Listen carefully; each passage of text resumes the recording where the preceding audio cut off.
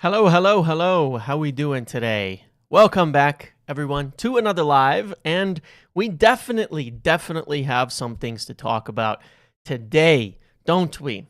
Finally, some new news coming out. Besides all of the recycled noise over and over and over again, and it is certainly a doozy, sparking some debate this morning. I think I woke up after some July 4th celebrations. I slept in till about 8 o'clock. And woke up to the news around Andrey Santos that United are looking at a deal for Andrey Santos from Chelsea. And that is going to be the main topic to discuss for the next little bit. We will be watching Norway versus Brazil afterwards as well. But I wanted to give ourselves enough time here in the next hour and a chunk to actually discuss the surroundings of this deal, because I do think it is a rather interesting situation here. And there's a lot to unpack on it.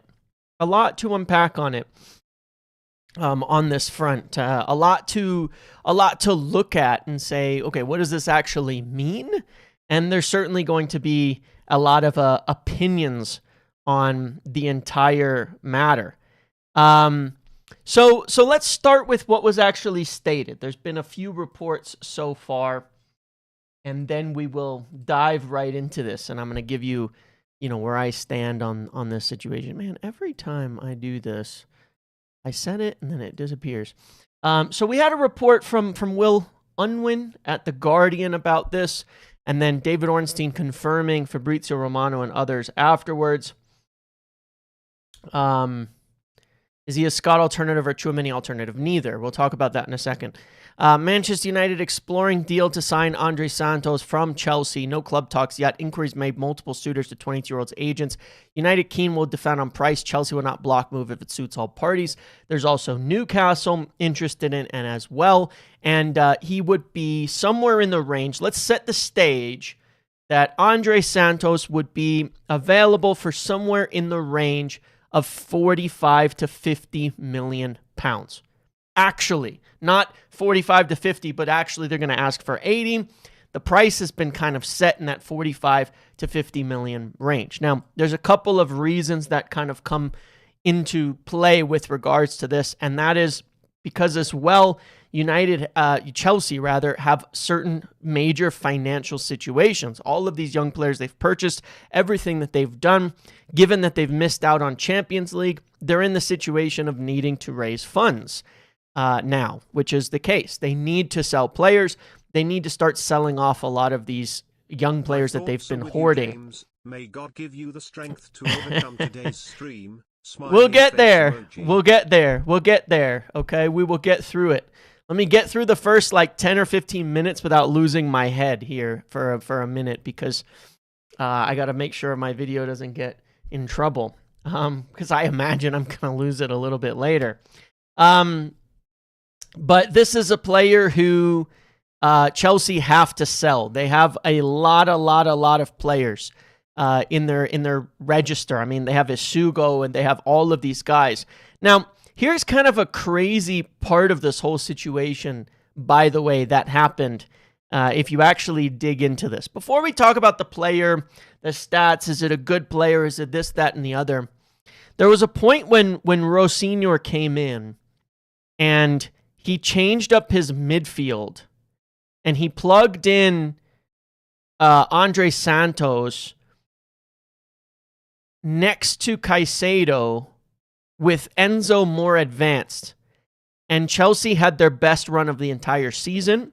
And then apparently, if you will believe some Chelsea fans on this and people, which I do believe because Chelsea is a travesty of a football club run by idiots, there were calls made and discussions because of certain players not playing and the influence of the board on selection of players. And Andrey Santos was actually dropped out of the squad. Chelsea went on to lose a shitload of games after that. And I'm not making this up. Since this came out this morning, I've been reading everything I possibly can on Andrey Santos, watching everything I possibly can on it. At Chelsea. They did okay after they left. So did Just Lukaku. because a player doesn't So did have a Lukaku. FIFA Tots card doesn't mean they're not right. Yep, so did Lukaku. Three very, very, very good Premier League players, all coming post failure at Chelsea. Two of the best of all time, and Lukaku was one of the best young players. But if you watch people at that time, Santos was doing extremely well in that role, extremely well in that team. They were actually winning games. They had an 8-game unbeaten streak. They did very, very well. So it's not so. It's not. This is not a player who has not played. This is not a player who has not been a part of the Premier League. This is not a player who hasn't done any of that. There's another point to this as well. At Strasbourg, where he was beforehand, Andrey Santos was one of the best, if not the best, midfielder in France. So for all the clamor for that League One midfielder, that French midfielder, this is him. Sorry to say, guys, this is the midfielder from the French league, not French because he's Brazilian, the midfielder from the French league who's doing an amazing job that people wanted, just 1 year removed. This is it. This is it. And for people wanting a Vavel signing, I got news for you, buddy. He signed him at Chelsea. He signed him. It was one of his first signings during his brief tenure at Chelsea. The only way this deal makes sense if for some reason the Ederson deal doesn't get No, that's not true. There's no relation between these two deals. There's no relation. What is the relation between Ederson and Santos? What's the relation? Please tell me what the actual relation is between these two. Another drawn out transfer. For sure, and we'll talk about that as well. What is the relation between the two? It's a Vavel signing. It's a Vavel signing. Kind of bullshit, right? They're all team signings. It's a Vavel signing. It's the French midfielder signing. It's a data signing. It's what everybody wants. Now you don't. Okay? It's what everybody wants. Now you don't. They aren't similar at all, by the way, and we will talk about the data. We will talk about all of that in just a minute. But there are no similarities between Andrey Santos and Ederson. They're completely different footballers. There's none. I have no idea what could even compare between these two footballers. But this is like comparing Ugarte and Ederson. It's like, these are all different people. There's nothing like them. One criticism I will never accept from people is the Correct. Insert team here bench player. Correct. You can't rate Menu and use Correct. against Kobbie Mainoo was a bench player here. And people talk about him like he's one of the best young midfielders in the world. He was a bench player. He held bench. He was holding bench for Casemiro. He was holding bench for Bruno deep. He was doing all of that. So, now look at him. You had at Chelsea, Andrey Santos playing behind Enzo and Caicedo, 250 million. 250 million pounds spent on those players. Of course they're going to play. Of course they're going to play over him. Any comparisons to Mason Mount are nonsensical as well. Mason Mount spent an entire year injured. Beforehand. That's where he was at. So there's no similarities between any of these. But look, I went into the Santos thing this morning with an open mind. I haven't seen a ton of him myself personally. I don't like to cast judgments on any sort of idea that comes up just as an immediate or instantaneous reaction, because what's the point? You think about all of the, why? This is how I know, where people are at. When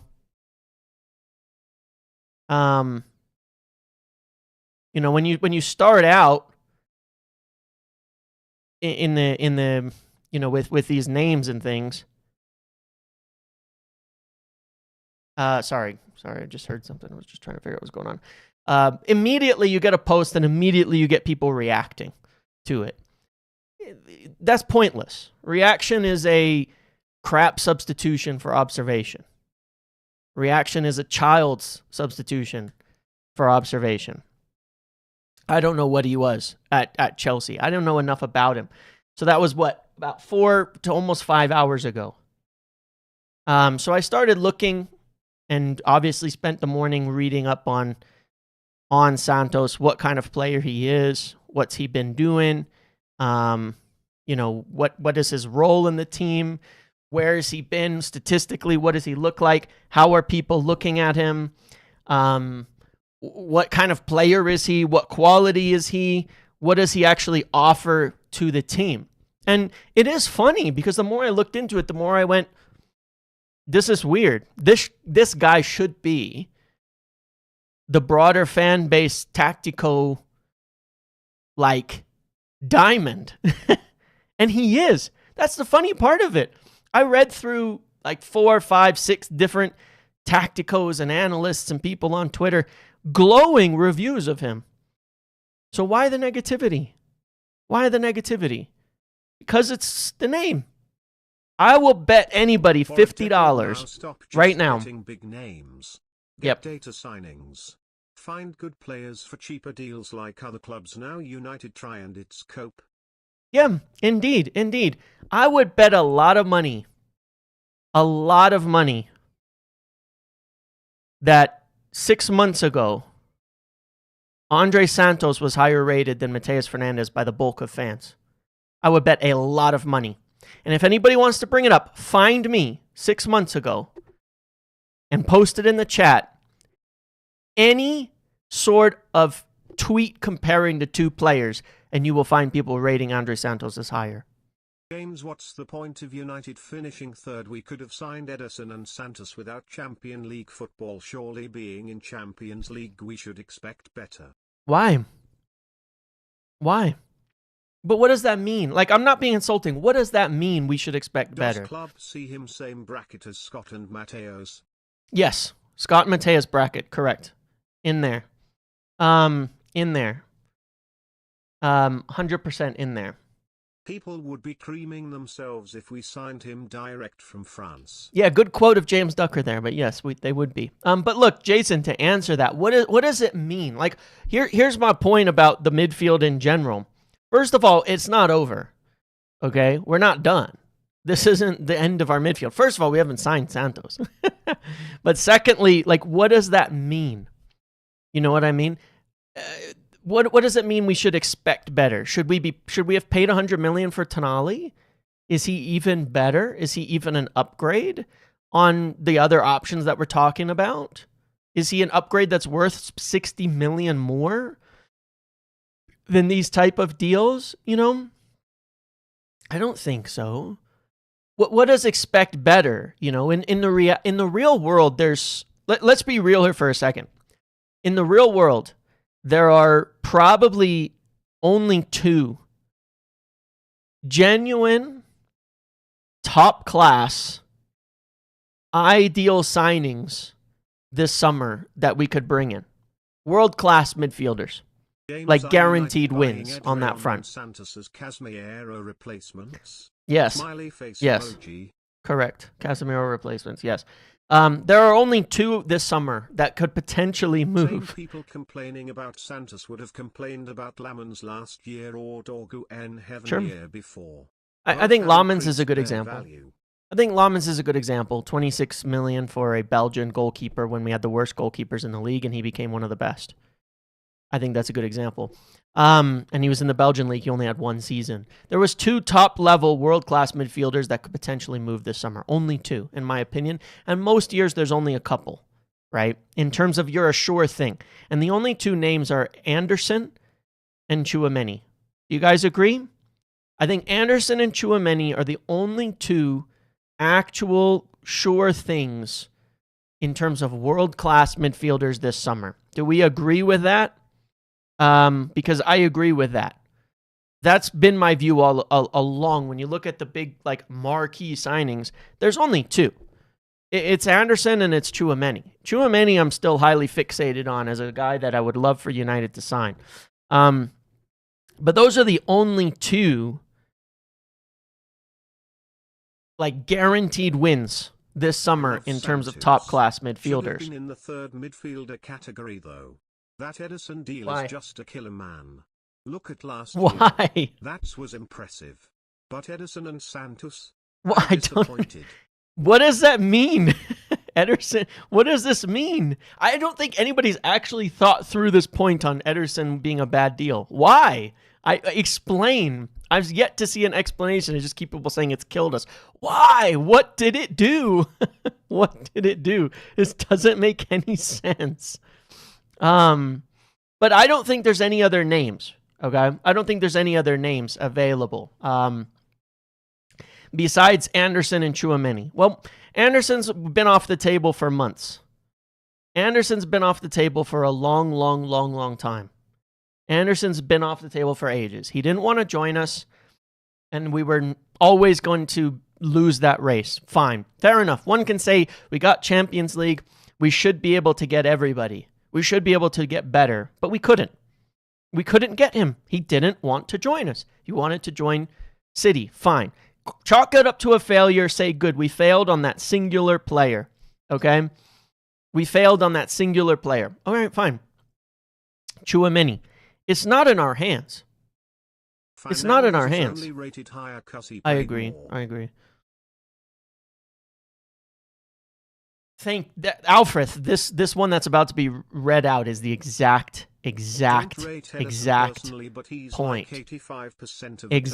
For about a third of the field, lol. Exactly. We get a mini Tonali to be our sixth choice midfielder. What a disaster for 35 million. Acting like a mid-level team. Anyway, like I said, this is gonna be a tough one. This is gonna be a tough one to get through. This is gonna be a tough one to get through. United have, as we know with Mateus, been willing to spend the kind of money. They totally have. They were willing to spend the 80 million on players that are out there. But the point being is that Santos is a really highly rated player. He is a really highly rated player. There are only two very good, like, top-end midfielders out there in football. And the other one is Tchouameni. And we'll talk about Tchouameni, but that is still 100% would be the thing that can push a good window to a great window. The thing that can push a good rebuild to a great rebuild. The thing that can push a solid, high-potential midfield to a top midfield. Okay? That's the reality of it, right? And I think not all, but most people would kind of agree with that. That Tchouameni would be the one if we can get him still. Manu K1 over Ederson was the move. Manu Kone is World Cup hype right now. Manu Kone is World Cup hype. Nobody was talking about him a month ago. You weren't. Go ahead. Find anybody saying we should have signed him a month ago. Us mid-level team. Weren't willing to pay the wages for who? That's not true. We're willing to pay the wages. We're willing to pay the wages that make sense. We're not going to pay players ungodly wages that don't make sense. Nobody was talking about, not a single person in my chat was suggesting Manu Kone 2 months ago. And not a single person on Twitter was suggesting Manu Kone two months ago. That is World Cup hype. I'm not saying he's not a good player. He's been on United's radar, Liverpool's radar, and a few other clubs' radar for years, but nobody signed him. I'm cool with Santos at 40 meters. I don't believe that price one bit. It will be 55 to 65. Every sale has been 20 meters over the original price out there. That's a fair James, suggestion, by the way. If the transfer window ended and our only two midfield signings are no, Ederson I didn't and say Santos, that. But they're happy with that. Our window's not over. Our window's not over. That's the thing. There's no chance of Tchouameni, then I'm not overly worried. Sure, and I agree with that. But no, listen, to address all three of those in order. Number one, no, I don't think we should pay $65 million for Santos. I don't think I think he's in a similar bracket to Alex Scott and Mateus Fernandes for me personally as a player, but a much more reasonable price. At a $40 million, it's a great deal for a good player. But yeah, I would hope it doesn't go ballooning up 20 million randomly as well, because that's annoying as hell. If we ended and it was just Ederson and Santos, would I be happy with that? No, that would to me not be enough. So don't get me wrong on that. That's not enough for me. It's good. They're good players that I have them. that we have them. I like them. Not enough. Until there's no chance of Tchouameni, then I'm not overly worried. Right. And we have a lot more time on that to see where it develops. So there's a lot to go.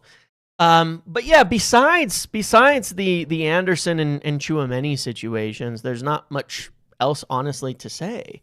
The plan originally, if we've talked about this over the last few months, as we've laid out. Remember, again, I've repeated this multiple times in the last few days because I keep saying, listen. After Ederson, the goal was sign a Premier League experienced young player in a mid-price bracket. Right? How many times have I reiterated that? Equivalent to Scott. What do you mean he hasn't played? He's played 1,400 minutes and he had a full season or two at Strasbourg. He's played. He hasn't not played. He played 1,400 minutes. Alex Scott, before this year, was injured for like 2 seasons. I like Alex Scott a lot. Andrey Santos has more minutes than him over the last 2 years. And he has more minutes than him over the last 3 years. Okay? The goal was to get a Premier League, younger, high-potential player in a middle bracket. What happened at all on this front was that Mateus Fernandes and Alex Scott's prices ballooned to absurd numbers. They were supposed to be in the 50 to 60 million bracket. People poo-pooing Ederson and Santos but pounding table for Stiller, K1, and Sangaré is mind-boggling. So this is the funny part. Who was better than Sangaré and Kamara in France? Andrey Santos. Who was better than Kone? Andrey Santos. None of them have Premier League experience. None of them can have ever touched the Premier League. Most of them are much riskier than Andrey Santos. Give over, man. At least the guy's played in the Premier League and has done really well in the Premier League in the minutes that he's had. If anything, he's a lot less risky than those players, nearly all of them. Okay? So it makes no sense, but this was the option. Santos makes for a fantastic alternative for that second signing to what we've been doing. Guys. United Rats Ederson very high and they were ready to pay 50 to 60 million last year. True as well. It's pretty simple.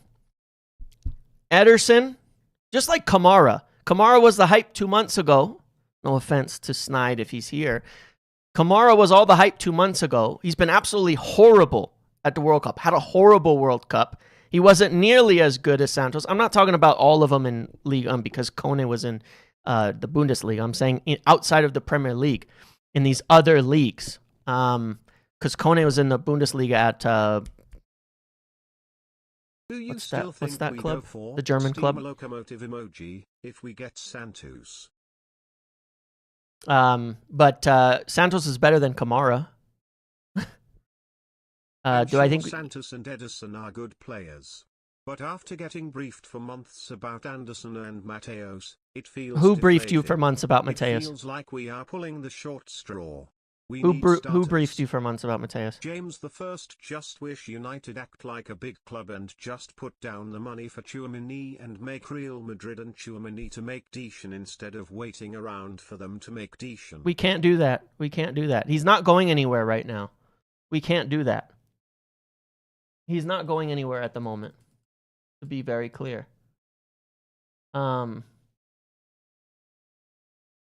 He's not going anywhere.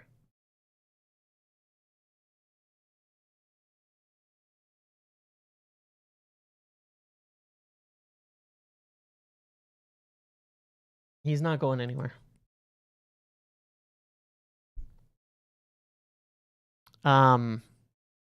We can't force anything to happen at this point or make anything move forward.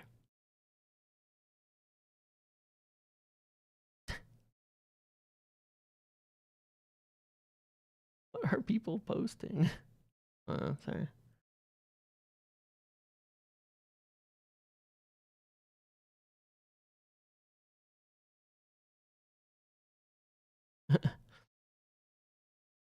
Stop writing Ederson off.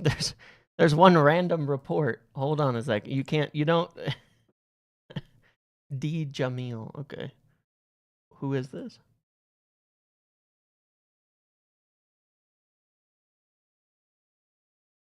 I am fine with Santos if he says he wants to join United and feels United will be a great step in his career. Do not underestimate Agent Kuna Pull. I'm fine with Santos. He says he wants to join United and feels United will be a great step in his career. Do not underestimate Agent Cunha Pull. Yeah, that would be great as well. That would be great as well. It's funny. There was one report this morning from someone that was poorly aggregated about Ederson, and now someone else has posted supposedly an exclusive that the deal for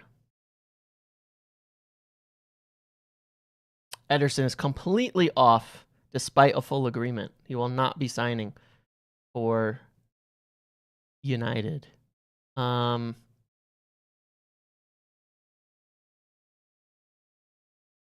Think we're gonna have to wait on actual sources for that one, to see what happens, because I kind of doubt that would come from some random person at this stage, especially given United's made like 12 confirmations in the last 2 days to many journalists about Ederson being still on.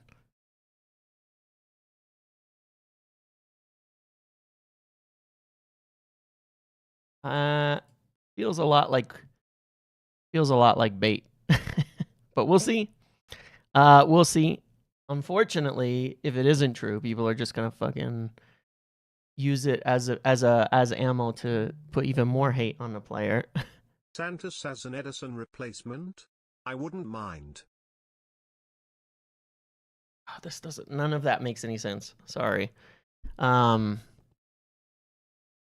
If Ederson deal is of Santos deal makes more sense. That still doesn't make any sense. I'm sorry. That still doesn't make any sense.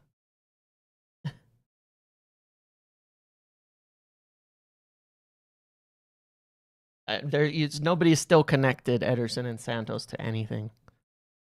He's followed by Sully and Fabrizio. So is Indy Kyla, guys. Relax. That doesn't mean anything. It's not an Italian source. It's not an English source. It's not a Brazilian source.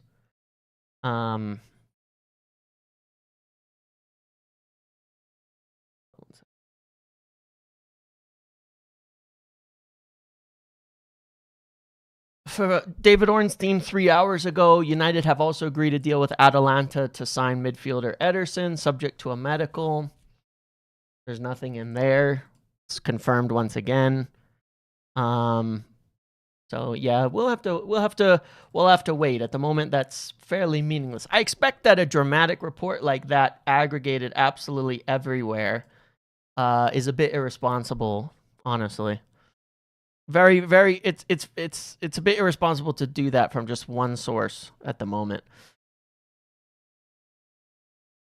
We'll have to wait and see on multiple. Would Santos, Ederson, Mount as a trio look out of place at Fulham? Maybe not, but that's only acceptable if our first choice midfield is Tchouameni. Santos, Ederson, Mount? But why are you doing Santos, Ederson, and Mount? What does that mean?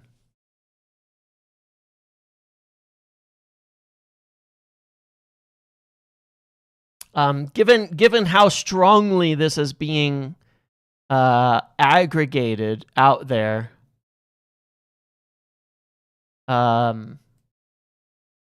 someone will comment on it very, very quickly. Someone with direct sources. Yeah, Saeed, this is it's such a big, that's what I'm saying. It's such a big thing. I wouldn't be like, I'll be waiting for actual people and asking other people about this first, because if that's true, it'll be commented on, or if it's false, it'll be commented on very quickly. And if it's false, it's really not a good thing to be putting out in the manner that it is. People want names of our profile. Santos is good. Yeah, I think Santos is good. I think Santos is quite good. That's not the guy who broke Euro.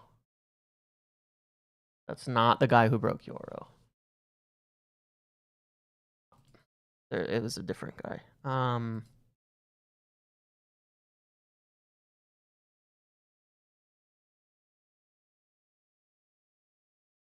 Yeah, not the guy. Let's keep going, and if something else comes out on this, PSG source, they hijacked it. Suddenly is highly rated by all. The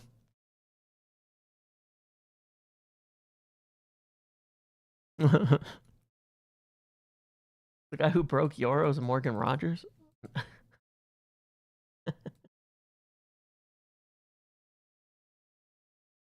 Oh my goodness, the whole United sphere retweeting this. I really would wait and see what happens here to see if this is actually true while we're sitting here. The deal's completely collapsed at the final hurdle. I mean, that doesn't make any sense unless he tore his ACL and in Brazil training. You know what I mean? Like literally, that wouldn't. I can't even see how that would be possible unless he sustained a serious injury at Brazil training, which would of course be something to put in the initial tweet if that was the reason for it. Ederson going to Spurs for 90 mil, 350 a week.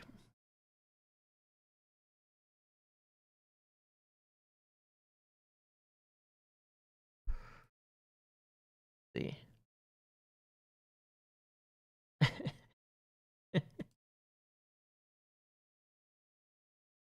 It's been 3 minutes and nothing's commented on it, so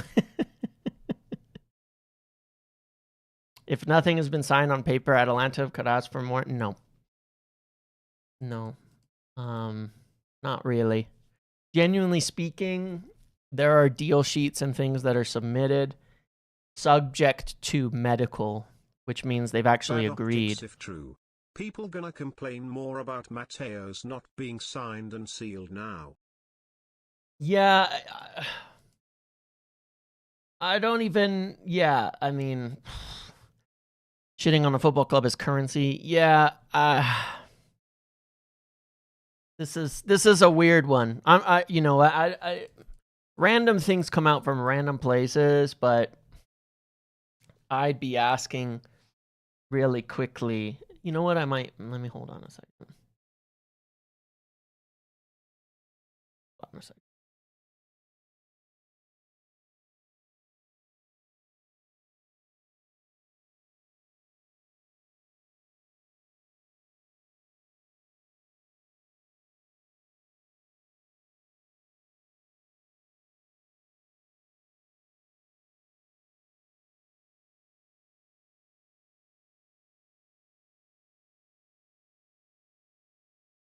I'm just messaging a couple of people just because I'd really like to know very quickly here what the point of this is. What the point, like if there's anything in this or not. Like very quickly, this probably needs some clarity here.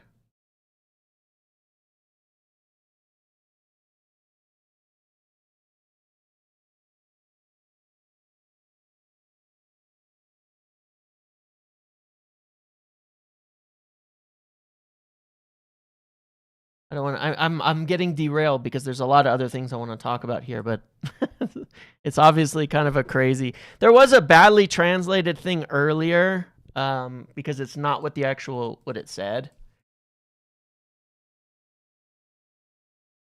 and this was like hours and hours and hours ago. No, look. There are times when I think no way, that's crazy. And then I check on something and it's true. And so even if I firmly don't believe it, then I tend to check things out because it's like, you just never know in football, man. Like crazy stuff happens every single day. You know, like I said, 4 hours ago, James, Ornstein was I hope confirming USA the lose, Ederson corruption signing. is crazy.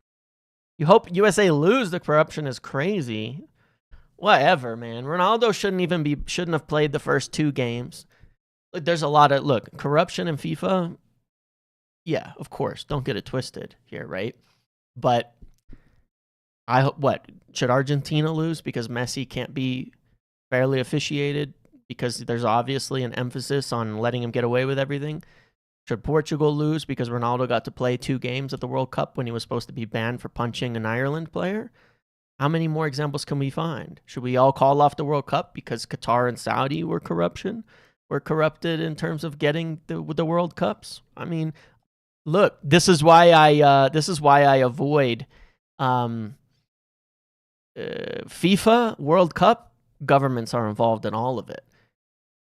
Just that's why I avoid the idea from state-run ownership. I'll save my moral outrage for the club that I support. Otherwise, I don't give a shit. FIFA, we already know about FIFA and corruption, honestly. Let's be real.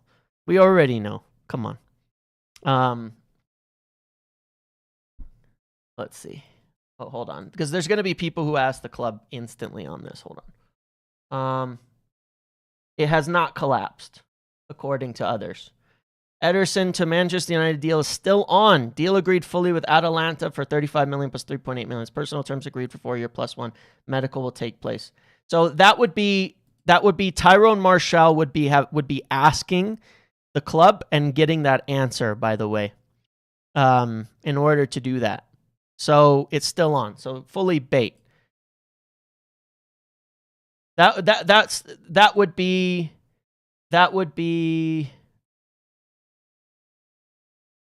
Well, I mean, we'll wait for others, but yeah, that's Tyrone Marshall is a club source who would have asked club contacts on an official channel immediately before tweeting that. So I would take that at pretty much face value from directly the club saying that it's on for him to have said that. This isn't about tiers or things like that. When shit happens like this, people ask the club and they official sources from the club, and then they will, they will ask for official sources from the club, and then the club will usually give an answer because of that type of thing. So, yeah. So, very irresponsible to spread this everywhere, to be honest. Very, very irresponsible. Yeah. Hold on, I just got a message back. Okay. It's still on. I just got a message back. I have sent like I said, I sent a message a couple minutes ago. I just got a message back. It's still on. Yeah.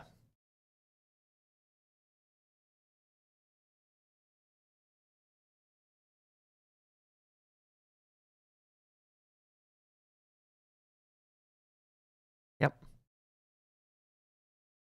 So, yeah.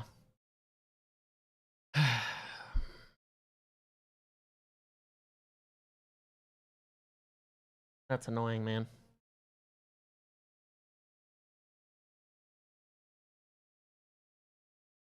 Simon Stone. Yeah. Yep. There you go. Still on.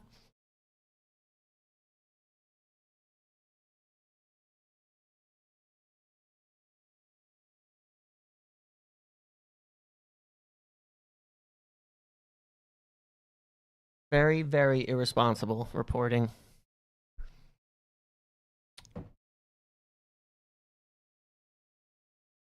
Official sources can end up lying? Nope. Nope.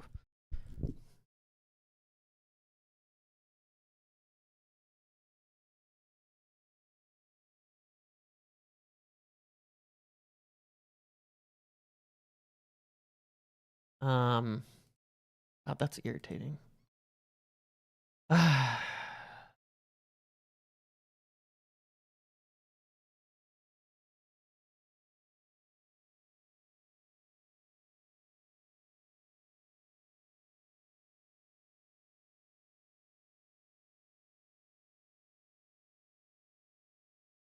Yeah, so like I said, good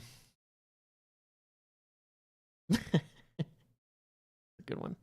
Someone posting the Drogba malaria thing. Pretty good. Pretty good.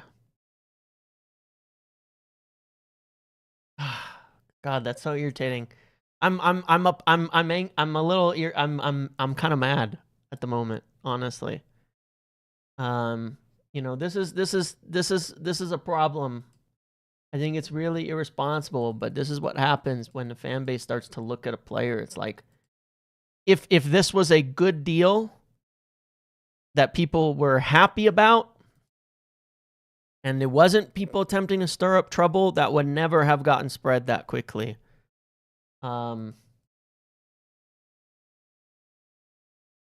I don't know. That bugs me, man. It really does. Anyway, attempting to drive chaos. This is the second time today, man. Because there was a report this morning early, it aggregated very poorly, and then this. It's like, now people have another reason to hate Ederson, another reason to get mad at the club. Just irritating, man. Very irritating.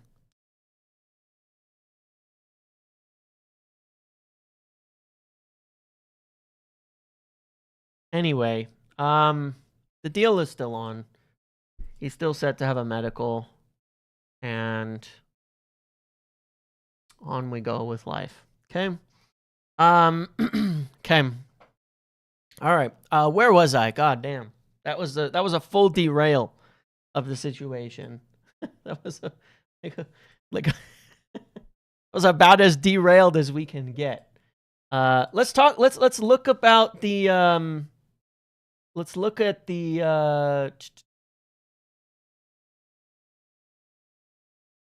man.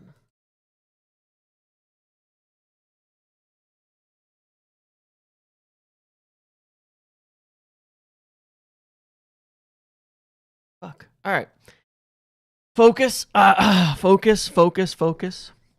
Why couldn't United have the Ederson deal all wrapped up by now, and you can't use World Cup as an excuse because other players' deals all wrapped up?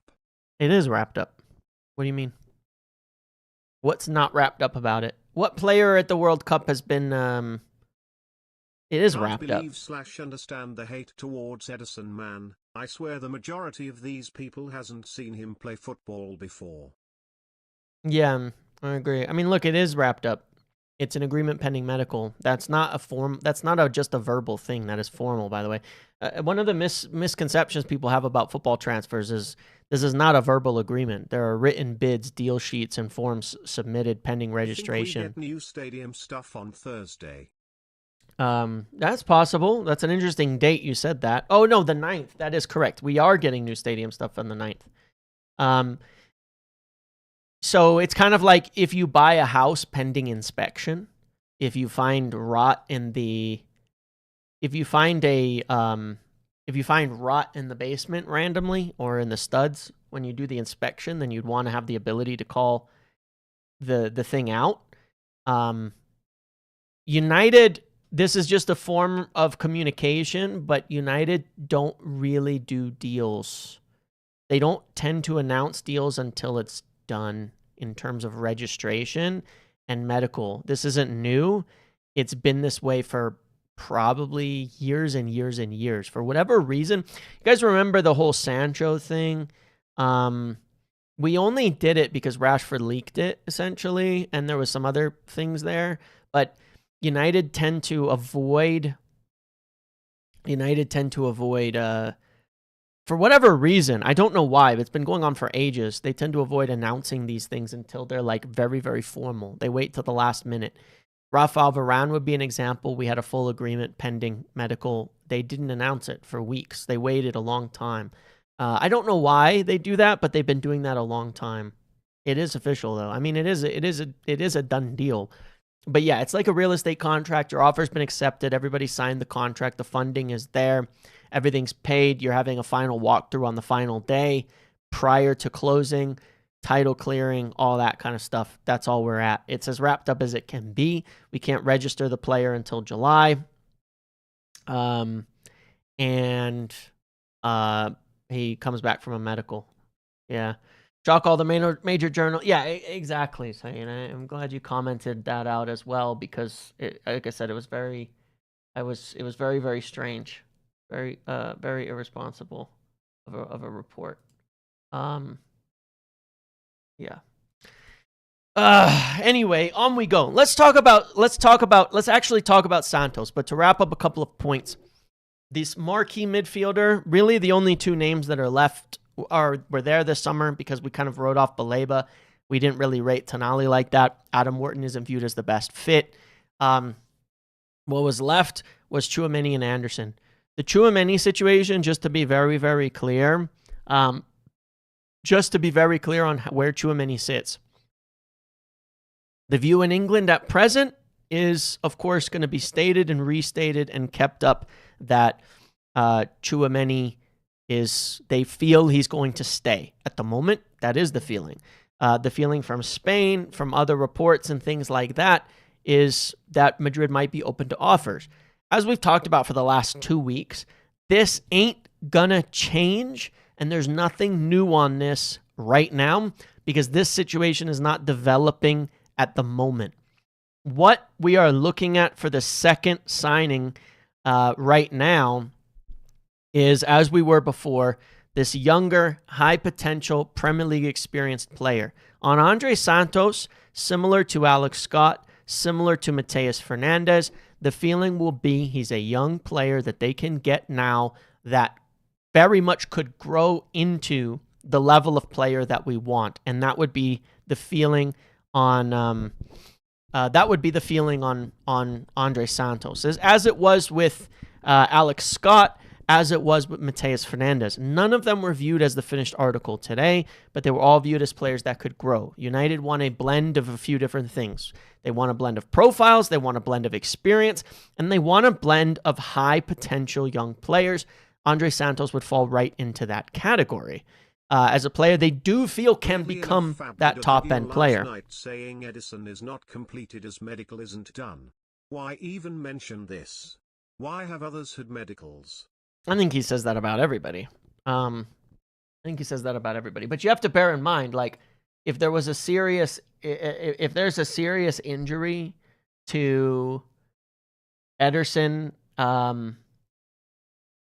if there was a serious injury to Ederson at the World Cup, United would want the ability to move away from the deal. You understand? That's important as a final note on this, because he wasn't expected to go to the World Cup when we agreed it. You know what I'm saying? He wasn't expected to go to the World Cup when we agreed it. He was supposed to go away for holiday for 3 weeks, come back in July, and then do his medical and sign. Now it's going to be a month later. And it's an added complication, which is that if something were to happen at the World Cup, it would be new information, right? We know where his medical records were by the end of the Atalanta stint, at the end of the season. We don't know what's going to happen at the World Cup. What if something happens? You know what I mean? Like, it's that type of thing. So it's a wrinkle. When we agreed the deal, he was still not going to the World Cup. So it's changed, essentially, on that front. But it doesn't actually mean anything. So United want these different blend of profiles. So what is Santos then? I think this is really, really important. This is really important to look at here. And I have just an unbelievable amount of threads and things pulled up here to talk about it. And I won't bore you too much going through everything, but certainly the thing that I found most of all on this front is that, once again, the reason why I really don't think people have looked into it is they have him profiled all wrong. They have him profiled all wrong in terms of what type of player that he is at this point in time. He is probably the best fit for a Kabi partner of anybody that we've talked about yet, besides Tchouameni. Easily best fit as a partner for Kabi Mainoo. And let's kind of just run through this a little because there's a whole ton of stuff. And like I said, if you go back through, if you search Andrey Santos and you're looking through Chelsea accounts, analyst accounts, journalist accounts, people love this guy. They talk about him like United fans talk about Kobbie Mainoo in terms of potential. They talk about him in terms of that type of player, like the future star for Chelsea's midfield. People are pissed talking about Chelsea, having to keep selling talent because they spent all this money and all the crap that's going on. That's where we're at on this. So he is really highly rated, but in terms of the type of player that he is, let's take a look here, okay, on the stats. On the club thinking Wharton and Kobbie are too similar. I don't think that's true. If we can't Tchouameni, I would go for Wharton. Thoughts on the club's thinking they're too similar. It's about out of possession. It's about the slowness out of possession. Just to be very clear, it's not about them in possession. It's not about what they can do with the ball because they're very different. It's about off the ball. It's about out of possession, that it's too slow, it's too lacking in combativeness. But it's important to look at this when we talk about Santos. So let's get into it. Otherwise, I'll never get to it. This from Spencer Mossman, box to box, Apex box to box. Carlos Baleba, Andrey Santos, and Elliot Anderson, the three most dynamic young midfielders. This is from March 2025, by the way, because this is sort of the end of his Strasbourg tenure. Not last season. Obviously, this is where most of the evaluation went into.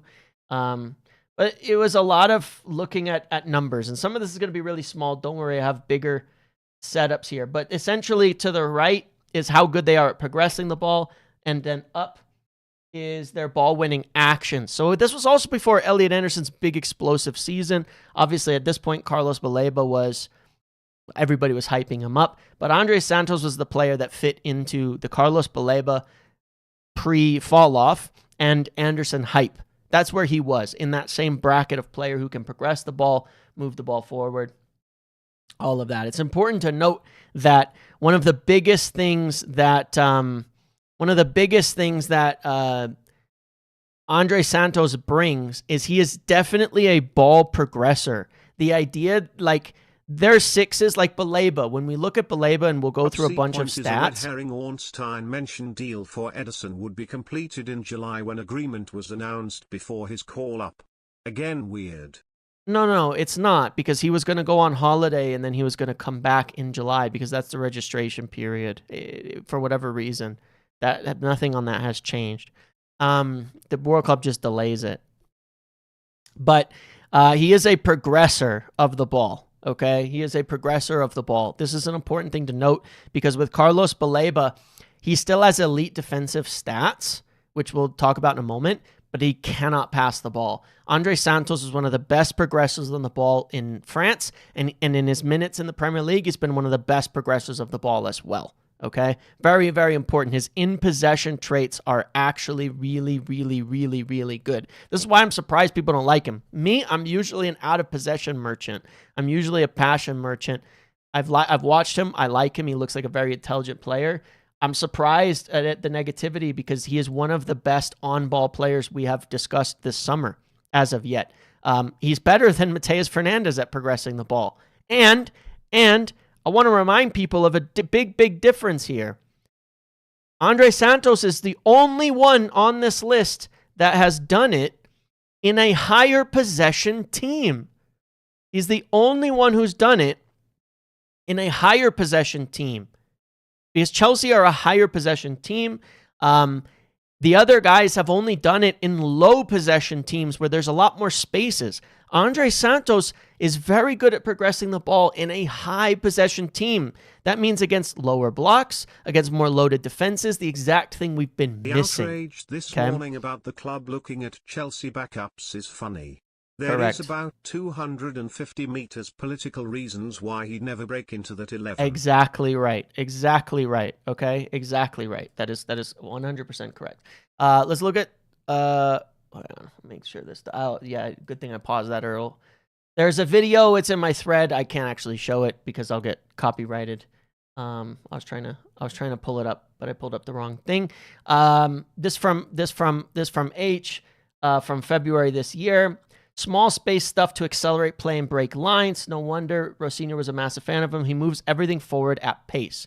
So this is a lot. Good bite to his defensive work, etc., etc. So there's a lot of takes out here about Andrey Santos that talk about his ability on the ball and how he progresses the ball forward. He is very much a passer of the ball. That is just important to note. Very, very competent. There's a massive, massive thread here, and then I'll show the statistics myself and looking at it.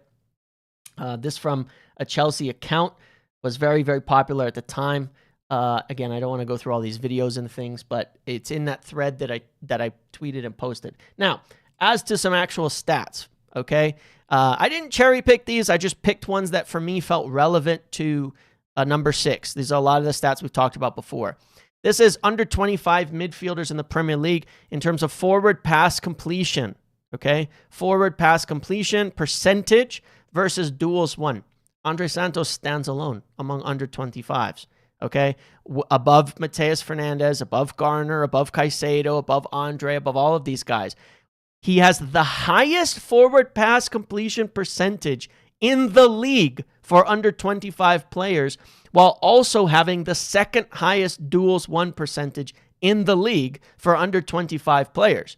This is a really, really good player based on the data that they would look at, understand, and say he's very good. The data won't show is that he, like Kobe, doesn't have a huge passing range. You're totally correct on that. He is not hitting massive long passes, but it is important to note he is hitting them forward through the lines. Again, Chelsea being a high possession side, they don't play a ton of long balls, but let's back up a second and contextualize our midfield for a moment.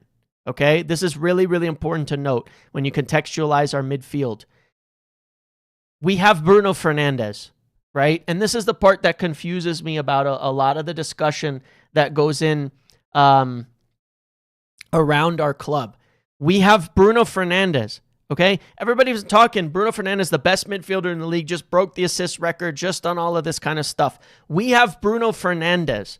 What do we need from a midfield? What are we building our team around? We're building our team around Bruno Fernandes and Kobe Mainoo. We're building our team around helping them have the ball.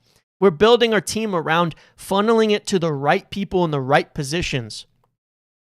What we are trying to not do is become a team that is like what we had with Casemiro. High risk, long passes, over the top, losing the ball tons, and making us drop in. What you need from Santos, what you need and want from a 6, what you need and want from a defensive shield in front of the back line at United is to move the ball through the lines to Bruno, move the ball through the lines to Kobe, release them to go forward, release them to get up there. We're not asking them to hit giant passes on the break from a deep block because that's not how we want to play football. Santos' passing is excellent through the lines from the number 6 area, from the defensive position in front of the back line forward to attacking midfielders. That's exactly what we need and exactly what we want. We want the ball in Bruno's hands. Otherwise, you look like Portugal, where Neves and these guys are all passing the ball side to side to side to side to each other constantly, and Bruno doesn't have any influence on the game. And look at how sterile it is. We need to get the ball through to the right people. We need to get the ball through to the right. This is the strategy. This is the play. We have Bruno. We have Kobe. We want to get the ball forward to them. Santos is a great passer of the ball. It's not huge long range, but it is very much forward, very much through the lines, very much in control at this point in time. So he's good in that respect. He's a very, very good passer. Bruno already drops deep. We've already seen this. Bruno is not going to sit in the back line, the last line of attack. Again, this is what Portugal are getting wrong. Bruno spending the World Cup running beyond the center backs under Roberto Martinez as practically a second striker, and it's an utter joke. It's a travesty, and it's the biggest misuse of talent I've seen at the World Cup so far. Bruno's whole success this season, admittedly from himself, is dropping deeper a bit more and working through the midfield together. This is the way that it's supposed to work. This is the way that the midfield is supposed to be set up. This is what we want. This is also what Tchouameni does. He passes through the lines pretty well. He passes through the lines just like Tchouameni in the same way. Not this huge volume range passer, but through the lines very well to get it to the right people. And that's statistically what he does and what they like. But he's also an extremely competent passer of the ball. Defender. That's an important point in terms of the duels one as well. Let's go to the next stat, which of course decides to reset on me. And now I can't remember. All right, we'll go to this one. Possession adjusted versus aerial duels. One, you find Santos here. He is above average in terms of possession adjusted interceptions and slightly above average on aerial duels, which is important for a number 6 as well. Manu started playing the long switch at the end of the season when Carricka's manager. The long passing game can be worked on if needed too. There's also stylistically a factor here. Chelsea play small ball in terms of their passing. Very slow, not transition based. You're not being asked to make long passes. You have to see where they're at on that front. So, we have to look at that. But he's competent in the air, which is important. He's not the tallest player, 5'10", 5'11", but he's right around Gravenberch in terms of his interceptions and aerial duels and all that. Above average, not the an aerial demon, but very good in positioning defensively to win the ball, and all of that. So that's just another one in that way. Offensive duels versus defensive duels. So it's not just one, it's both. Offensively, he has the highest duel win rate in the league for under 25s. Defensively, he's about third. So this is a player who's good on the ball, good off the ball, all of that kind of stuff. So statistically, you can see a lot about why they like him. This is progressive carries and possessions lost per 90. Now, here's where I want to highlight the style of the player. First of all, this is a reverse one. Lower is better. Andrey Santos does not lose the ball. Aside from having one of the highest pass completion rates in the league, passing it, he also doesn't lose it, like ever. Second lowest. This is a good thing because this is the opposite, right? This is not a risk taker from the number 6 position. This is what makes him a very good fit in this respect. He does not lose the ball. I want to reiterate, lower means fewer times losing the ball. Now, what he doesn't do is progress the ball via the carry and the dribble. That's not his game. Now, why is this important when you're talking about the midfield, when you're talking about profiles, and why it makes a ton of sense? Why it makes a ton of sense here? And yeah, there's some attacking midfielders on there, so that skew the graphs a little bit. What does Santos do? He wins the ball. He wins his duels. He shields the defense. He passes it forward, and he does not carry the ball forward. Why does this matter so much? Because that's why Kobbie Mainoo cannot be a number 6 for United. That's why Kobbie Mainoo cannot be the deepest midfielder for United. That's why. Because in order to progress the ball, Kobbie Mainoo has to carry it forward. Now, your body doesn't move as quick as the ball. If you have to carry the ball forward to progress it, that obviously means, because you can't be in 2 places at once, that you cannot be the defensive shield. Okay? And then, what happens? Then you either have to be the paciest brother on the planet, which we don't have in our team, or you cannot get back to defend in time, because you have to move your body all the way backwards in order to do it. I mean, this is just basics, right? If you have to run forward, then you have to run back. Kobbie Mainoo is not the paciest player on earth. That's why he cannot defend transitions that well. It's not his strength. You want him to carry the ball forward. You want him to dribble players. You want him to get into the attacking positions, but then you don't have the coverage behind. That's why he's not the deep lying playmaker. For Santos, because he passes the ball forward and doesn't carry the ball forward, this means he's in the right positions to defend transitions and to defend against attacks. And if you read all about him, this is what you will discover in terms of the analysis about him that everybody states. He's very, very intelligent in his positioning, in his way of shielding the back line, in his way of defending against transitions and attacks without being the most athletic. This comes down to intelligence and game intelligence and style. As a partner to Kobbie Mainoo, you have a player, and a partner to Bruno Fernandes, you have Kobbie Mainoo who wants to carry it forward, Bruno who can do a lot of the long passing. You want a player who's not going to rush out of position from that deeper area. It doesn't matter if you want to call a player a 6 or an 8 or whatever. You want someone who is disciplined in that position, that holds the shape of the team, shields the back line, and passes the ball through the lines. He fits a lot better into this than a Matheus Fernandes, who wants to get forward and pass and get into the attacking zones a lot more.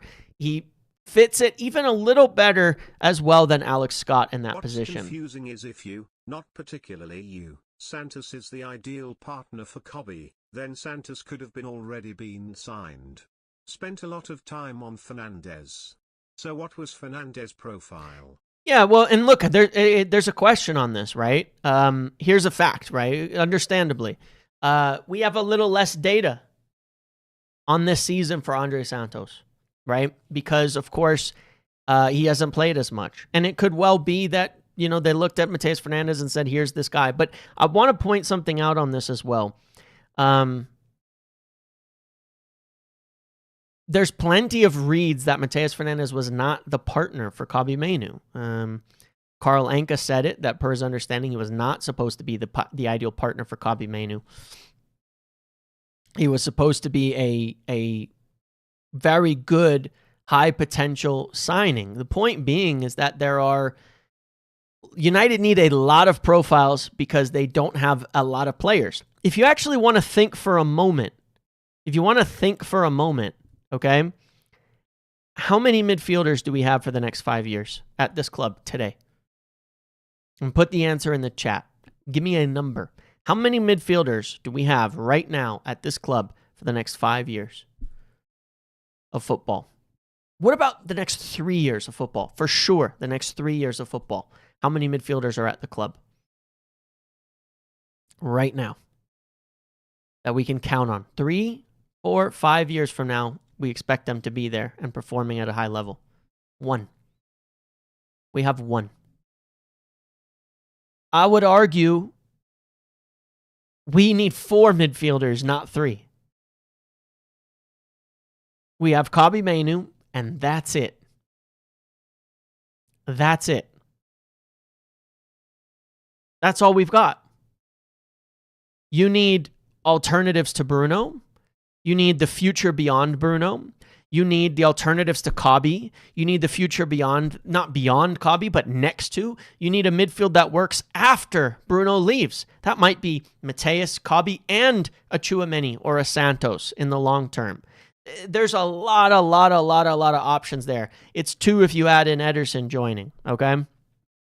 So my argument is between now and next summer, we probably need 4. Not 3, not 2. We probably need 4. Now, we may hope that one of these young guys becomes something else, an Orozco or a academy by next summer, and that makes the 4th. We need 4.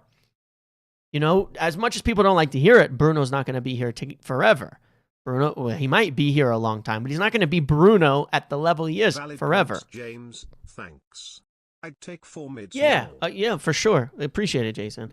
But that's the thing. We you know, Mount's not that guy. You know, Bruno's, we got to move beyond him. Do we want to play a traditional 10 in the long term? No, because they don't exist. They don't exist.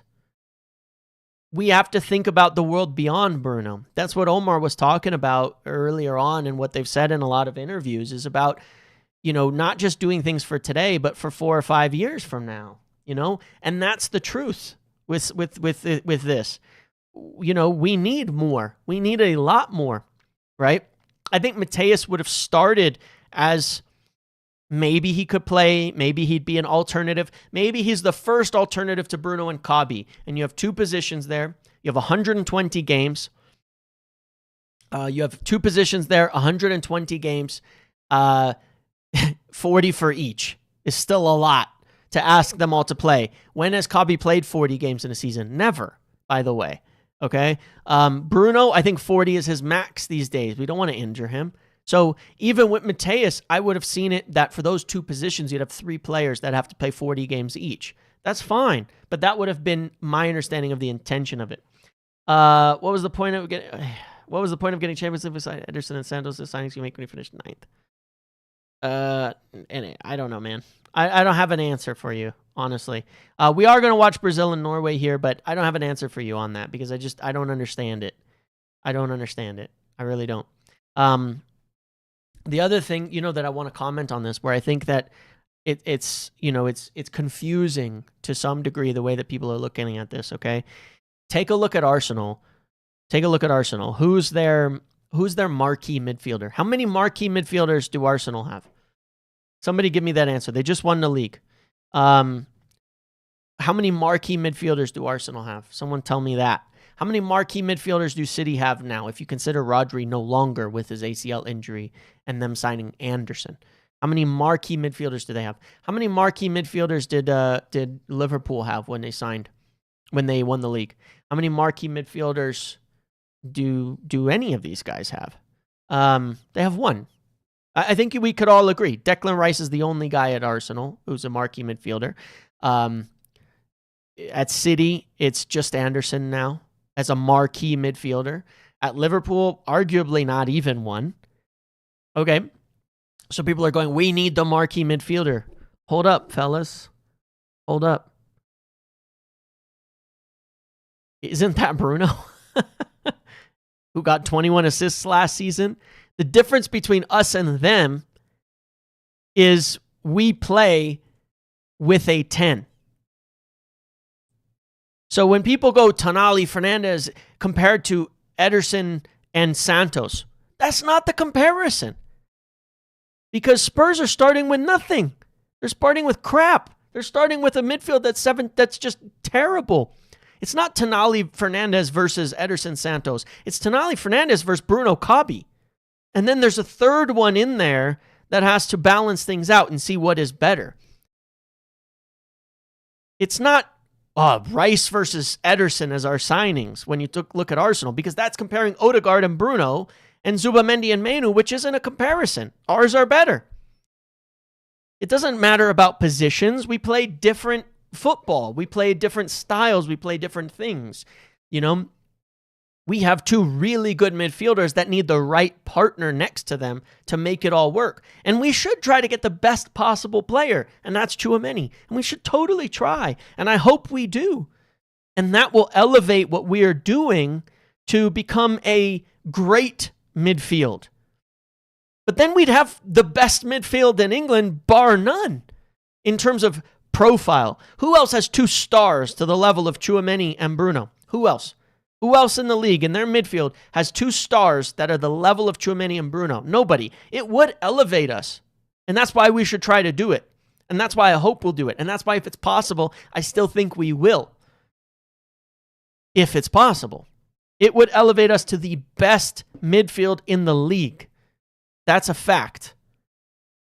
Right? In terms of stars, in terms of power, in terms of all of that. We have Bruno Fernandes, the best number 10 in the world right now. So, it's all sort of meaningless, man. It's genuinely meaningless. The whole freaking thing. It's all just tripe. It's all just garbage, Like, what are we doing here? We will get Brazil, Norway on here in a minute. I'll put the timer on, but we're still going to, let me put it up here, but we're still going to, just in case, I'm not going to stop talking about United because there's a few more things to talk about here, but we will be doing the Brazil versus Norway in a minute. So we've already got our star, in Kabi. We've already got our star in Bruno. Like, it's always confused me all season. We go along all season, United fans going, Kabi's the best young midfielder in the Premier League, elite talent. Bruno, the best 10 in football, breaking the assist record, world class. They're title-winning level players. And then they go, well, we need we're screwed if we don't get a third who costs $1 billion and is the best midfielder in the world. What team has 3 players of that level in the Premier League? When? Who? Show me one. None of them. That doesn't mean we should set our sights low. We should try to have the best midfield in the world. We should try to get Tchouameni. You know? I hope we do. But if we can't, that's fine. If we have 3 really good potential midfielders who can grow into that level, who can become that level, then that's good. That's still better. It's still way better. A functional midfield over a midfield with big names who don't do the job needed. Exactly. That's still way better. It is what it is, man. So here's the way I see it. If we get a deal for Santos done, because it's not done, but let's say we did a deal for Santos and we had Ederson, Santos, and another. Let's just say that. Let's just say that. And we were going to go for another. Let's just say that that was the case. Then we'd be able to wait, see how it develops for Tchouameni, see how it develops on that front. Perhaps go for Alex Scott. If we can't get Tchouameni, it gives us time to wait on the Alex Scott situation to see if that develops. It gives us time to wait on the Tchouameni situation to see if that develops. It gives us a player who can use him preseason, by the way, which I'd be a big fan of that. I would also say getting him in early enough gives us the ability to evaluate him as a player, evaluate his ability in preseason as we let other deals develop. Gives us the room to do other deals afterwards because it's only 45 million maybe. Gives us the room to see what happens where we don't have to rush into overpaying for Scott, where we don't have to rush into overpaying, we don't have to rush. We can wait on Tchouameni. Now, if we were to end the summer with Ederson, Underwood, why are we signing big names? Yes, United of course. Under Ineos, why aren't we signing big names? I know. If we were to sign if we end the window, here's the way I see it, okay?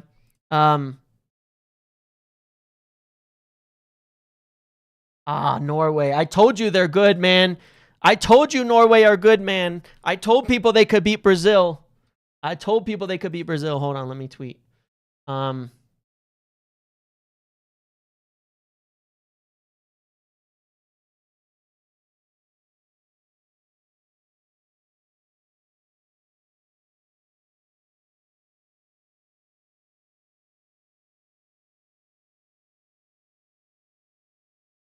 Norway are good, man. Norway are really good. Oh, it's offside. Too bad. They're still going to beat him. They're still going to beat him. They're still going to beat him. Miles offside. They're still going to beat him. Wait. It's offside. But they're still going to beat him. Don't worry. No, I'm just kidding. But they have a good chance. They have a very, very good chance. I edited my tweet because it's not 1-0 anymore. But they have a very, very good chance. They have a very, very good chance. I edited it very quickly because it was ruled out. Yeah, because I wrote 1-0. But they have a good chance. This is going to be a good game. So if we ended the window, Ederson, Santos, Scott. If we ended the window with that. Okay? I would say, what is that for me? What is my honest view of that?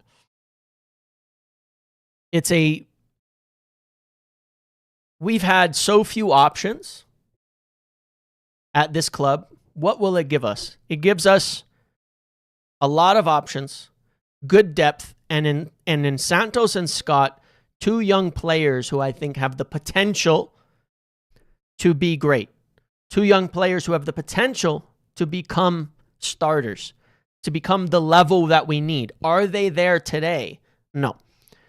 So for me, it would represent a summer in the midfield that we improved a lot, got ourselves a lot of options. And I'm not saying other signings. I'm not saying we wouldn't get other signings. I'm saying just for the midfield. It would be a signing that gives us, it would be a summer that gives us good options, good potential for the future, but is a little more risky because it has potential, but it's not as good now. Ederson, it has good Santos potential, but not as good now. Trio themselves would be better than Bruno, Mainu and Caswi last season, and it's not close. I mean, that's a take, but I do think it would. I do think you get a lot of partnerships in there that work. You could do. There's a lot of partnerships and a lot of mixes that work. It would be a huge upgrade for me, and I think it has the potential to be great. But you're sort of banking on that a little bit, developing that potential to grow. Positives, the wages on none of those players are going to be so high. You will only probably end up spending like 150 million on the midfield. That means you could probably do more later, even a year later. ATL valuing him at 70 meters. We were frothing for Ederson as a tier 1 signing who would compete. That is true, by the way. System. That is totally true, by the way. We were looking at a deal for 60 to 70 million at the time. Like I said, the club rated him really highly. So I look at that and I say it's good. It has a bit more risk. There's a bit more uncertainty built into it. There's certainly more of a potential that it doesn't live up to our expectations. And we still need one more guy. But is it going to be bad? No. It's good players. It's just maybe not great players. I bet $100 to win $1,858.96 on Colombia, Morocco, Mexico, USA and Norway to advance. Got it. Ball no. Okay, you're almost there. You're almost there. But anyway, it would be good for me. It would be good for me, that midfield. Not great, but good. But it also, I think, increases the potential, even if it doesn't work out, even if neither of those players become superstars. I don't think that any of them are going to be bad. You can go for you can replace Bruno in a year or two and still get your another superstar in, another name that comes in, another proven player as Bruno is leaving, and you still have these guys on good young deals. It's a good balance of profiles. It's good mixtures. You'll have next season Ederson, who can cover all the positions quite well, competently, as European experience. Santos and Scott, who are good, high potential players who've played in the Premier League. Now, if it's Ederson, Santos, or Scott and Tchouameni, then it's a perfect for me. Obviously, that would be better. It's like you're getting it's like you're getting Santos, but he does turn out to be the player you hope he becomes in getting Tchouameni. You know what I mean? So it removes the risk and says, for sure, we have what we hoped to have by making these signings. That's the point. So obviously that's better. Obviously that's what I would hope for is that Ederson plus Scott or Santos plus Tchouameni, because that means it's for sure, we're for sure where we want to be. Without Tchouameni, it's just there's more risk involved, and at the moment, it's not as good as we would have hoped. But the potential is still there. So that's how I view it. You're talking about, something like a 6, 7 out of 10 at the moment. Sorry, that's good. Has potential to be a 9, versus one that's immediately a 9. I'm good with that. I'm okay with that. If it also means we have more money available to spend because the wages aren't crazy, all of that isn't crazy on other things. Because I'll tell you the one thing I got to say that comes to mind. That comes to mind here if we were to do the Santos deal and we don't end up with Tchouameni this summer. There's one more thing that comes to mind I got to tell you. This would be my bigger worry. It's not the midfield. We need a center back. Tchouameni covers up a lot of the deficiencies in our center backs. A lot more at this stage than Santos would. Santos and Berge. I'm wary of Berge. massive signings. Very few work. I don't think it'll be Berge. Particularly in big money. It's nice to see fresh links. I agree with you. I don't think it would be Santos and Berge, mind you. I don't think it would be Santos and Berge. I think that Berge would be eliminated by the attaining of...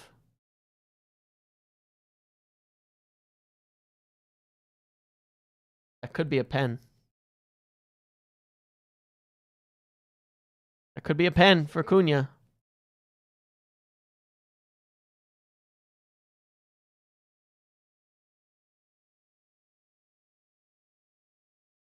That looks like a pen for me. Pen for me. No, he gets ball. No, he gets the ball. No, he does get ball. He does get the ball. He gets a touch. He does get a touch. That's tight. He does get a touch. He does get a touch, but it is close. He does get a touch, but I think it's a penalty. I don't know if he gets enough of a touch. They're going to probably have to go back and check earlier as well. I'm 50-50 at the moment. He does get a touch on the ball. It's very light, but he does get a touch. Let's see. Let's see the review here first.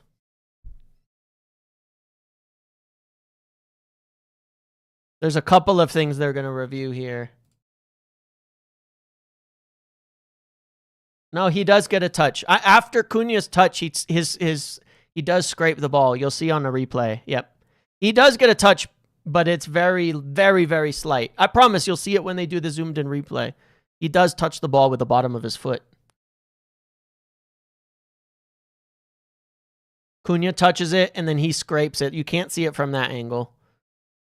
When they showed the other angle, you can see it, but he's not even seeing any of that. Okay. They only did the one angle. He's getting a pen then for sure. 100% it's a pen then. He does touch it, but not on that. You don't see it at all on that angle. But yeah, definitely. It was light enough that it's a penalty. It's a light enough that it's a penalty because it was very, very small. I'm not hallucinating. They showed the other angle. They showed the other angle, and he does get a touch on the ball after Cunha gets it. They showed the other angle earlier, and he absolutely did touch the ball, just very, very lightly. He puts him off.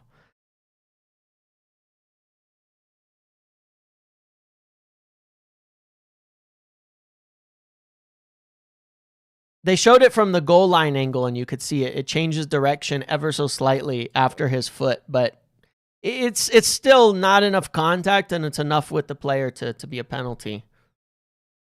I always told you guys, Norway were going to get destroyed by Brazil. They had no chance against them. Easy win for Brazil. Easy win for Brazil, like I always said. He did touch it. He totally did. The other angle, you definitely can't see it, so it's fine. They should bring out the snickometer again, because you would see it then. It's funny that they only use that for certain things, you know? Let's see here. Bruno Guimaraes pen. Saved! Oh, saved! They should have let Cunha take it. Always told you Norway could win. Always told you Norway could win. Always knew it. Norway could win, guys. Norway could win.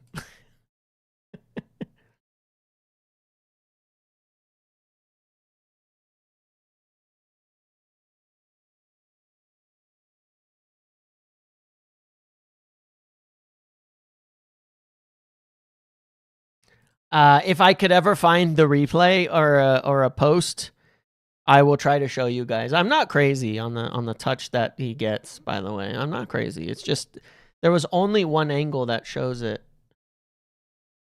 And they never showed the replay again. They showed it one time and then they never showed it again. It's very strange. I'm claiming conspiracy on that. I hate the stutter run-ups as well. They're trash, man.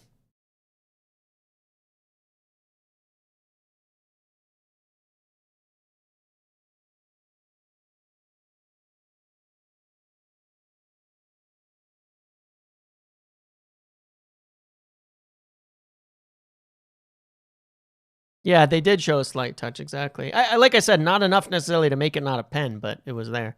I'm not crazy. That's all I'm saying. I'm just not crazy.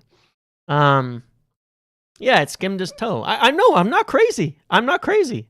It's in the other angles you can see it. It's just not enough to make it not a pen, though. So it is what it is. So yeah, sorry, but only thing I was gonna say there that I was mentioning is that if we were to get the Ederson Scott Santos thing, is Jamil reliable? No, Two. no, Ederson's This on. Santos Ederson's news on. is so worrying. What's happening with Scott and Tchou? 3. If we don't get you, are you in EOS out? No, I'm not Ineos out. Scott is still a serious target, as reported by myself and a million other people. He is still one of the main targets. They still really like him. And they will still hope to get him. Bringing in someone like Santos could give us definitely as well more time on that one. If it's not going to be Tchouameni, we can wait and see if Nusa, I was just looking at Nusa. We can wait and see if Scott becomes available. We can also wait and see with the Tchouameni thing as well. But yeah, it's just they're not necessarily alternatives or together. It is what it is. The thing I was saying is that if you were to get Ederson, Scott, and not Tchouameni, Ederson, Santos, and Scott, something like that, I do think we really need a center back. I really, really think we need a center back because it's a huge problem for us. It's a huge problem for us. For me, I think that when you're not getting Tchouameni, if you don't get Tchouameni in, which I still will hope United get in, if you don't get him in, then you do lose a little bit of transition pace. Santos is very intelligent with the way he positions, but he's not the fastest player. That's okay. But usually I think you make up for that by having a bit pacier center backs. We don't have that, and so I've highlighted the center back problem for me for a while. I think it's irresponsible of us to avoid it. I hope we don't avoid it either way. But I also think that without Tchouameni, we need it even more. Don't get you. Or do we just try get more stuff done this summer in other areas? We just get as much business as we can done. That's what I'm saying. Like, hopefully then they look at the center back position. Maybe they consider more the left back role and say, hey, we want to get somebody else there. Brazil. Oh, that was close. Nusa on the run. This is interesting. Both teams playing very fast here. So that's where I'm at. Like, yes, maybe you get a bunch of other stuff done. You get Lewis. You go put some more money down for Lewis Hall. You put some more stuff down for a center back. You make some other moves there in that case. And then that still leaves you with the ability again next summer. You got a jump start maybe on the defense rebuild. You can still get another midfielder and you can get a couple of defenders, a right back, a center back, and all of that. So, yeah, it's okay. We like I said, though, I don't think we necessarily have to have a big name. We need good players. Scott and Santos can become top players. We have big names. Bruno Fernandes and Kobbie Mainoo. That's more than most teams have. And I mean the teams we're competing with. So this is exactly what I hoped United would be doing, is having good alternatives like this. You know what I mean? Good plans that could be that could still improve us dramatically and give us good options. But here's what's important to me. Here is what's important to me, what I see with the Santos and Scott thing. If we're buying, we can't buy one guy. We can't buy more than one guy that doesn't have potential to be top. Ederson, we know what he is. Highly rated, but we know he's not necessarily the top guy. He's at an age, we know kind of what he is. It's just a proven quantity from United's standpoint. For the other two signings, they either need to be top or they need to have the potential for top. That's why I said before, no, I would not back an additional signing of Sander Berg. No, I would not back an additional signing of Tyler Adams. I think they're decent players, but those are the guys I'm saying, if you've signed Ederson, then they become a waste. They're not bad, but, you've already got your guy in Ederson that's sort of your proven quantity. You know what he is, solid player all around. The other guys either need to be top players or have the potential to be top players. That's not Berg. That's not Tyler Adams. I know what they are. I like both of them. They would make us better as a team, but that's not who they are. Santos, Scott, Mateus all fit into that category, and I'd be quite happy with them as signings. As long as the other two are like that, I'm good. I'm okay. There's plenty I wouldn't be okay with. Buwadi would be another I'd be 100% okay with. Ederson starting UCL maybe. Yeah, I could see him starting any game right now because of the experience that he has, and because of how the club see him. Depending on the next two signings, obviously. If it's Tchouameni, will he start? I don't know. Matchup dependent. He could start next to him even. I think that there's a lot of games. And, I mean, if you look at City's squad planning that they had under Pep, if you look at how they use their forwards and midfielders, they played 50... James, laptop portable / extender screen for work. Any tips? I don't know. Face emoji. I just have two monitors set up for my desktop. I use a desktop at home. So I have no idea. Someone in the chat might know. If you look at City's planning with their squad, how they built things with Pep, they usually had 5 or 6 usable midfielders and 5 or 6 usable forwards. And Pep rotated a lot. Like more than anybody else. He had crazy rotations. So I think we want the ability to do that because I think we saw how tough it was. When we went into the Europa League under Amorim, I've told you before, the club and him acknowledged that they pretty much sacked off the Premier League at that point in time because they felt, you know, they didn't even have the players to play in 2 competitions. You know, not just from a quality standpoint, but from a sheer number standpoint. We started picking up injuries left and right. Remember, Ahmad got injured, Xerxes got injured. I mean, hell, even Ugarte got injured at one point. The center backs were getting injured. Mazraoui even got injured. Like, we had a lot of injuries that started piling up when we were playing in those Europa games and the Prem. And they were just like, yeah, this isn't going to work. So I think they intend to have a lot better rotation next season with all the games that are going on.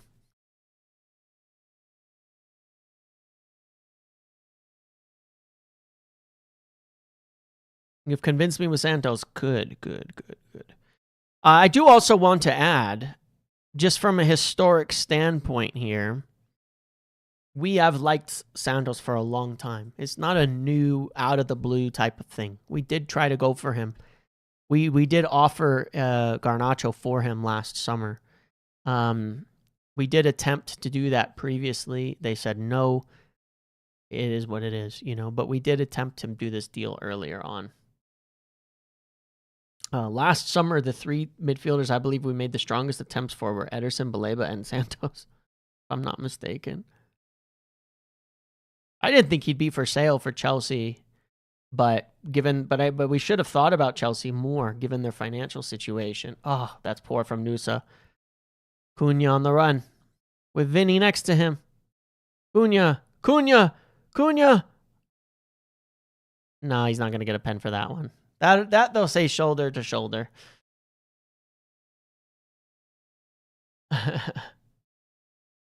I wanted to look at something. Do you guys remember we did a video on players we should steal from the other clubs? You guys remember that? We did that earlier this season. I'm trying to remember what it was and if we spoke about him. Ooh, here we go. For West Ham, I labeled Mateus Fernandes. You're supposed to be cheap. Santos or Palmer. Here we go. Hold on. I'm going to pull it up. Players should be there for if there's a chance. Here we go. This is from like March. There's always a PowerPoint. There's always a PowerPoint. Hang on. Let me, I don't know where the heck I am. Hold on, guys. Just want to show this. Not this.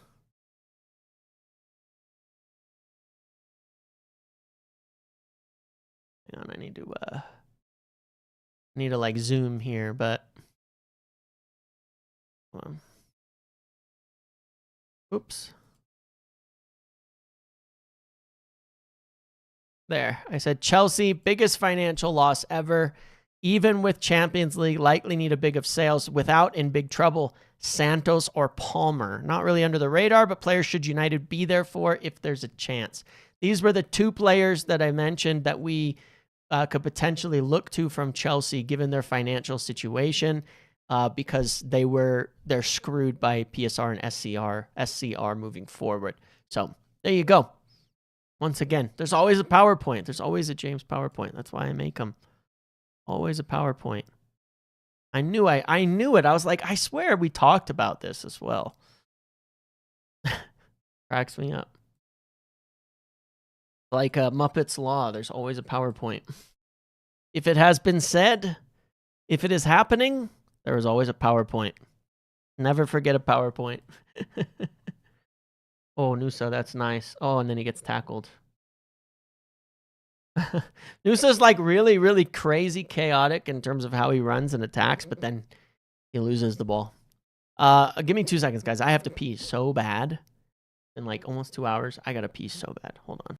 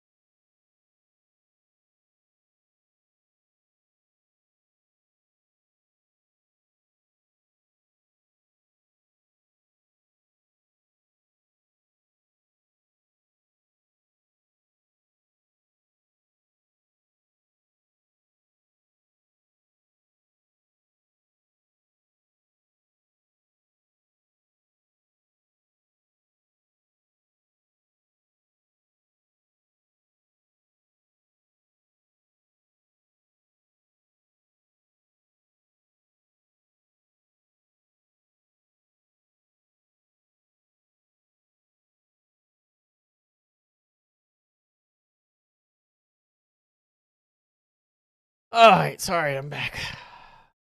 TMI? Why? You guys don't use the bathroom? You guys don't use the bathroom? What's up with that? Is that you don't use the bathroom? Guys, everybody uses the bathroom. I don't know if you know this, but everybody uses the bathroom.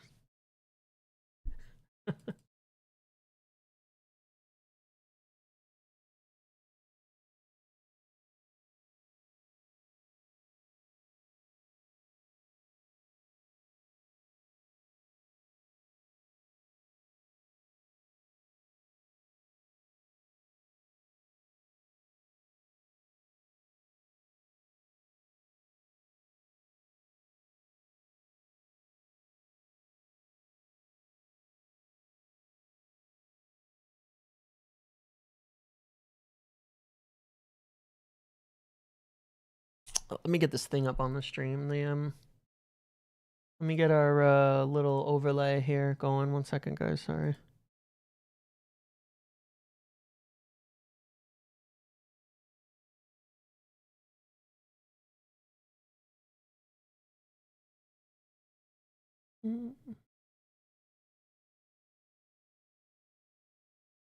People are sleeping on Santos. Watch some comps. Very good ball. Winner. Strong. Good forward pass. Similar to Bale but during his good season. Yep, I agree. I do think people are sleeping on it because it's a good signing, good potential.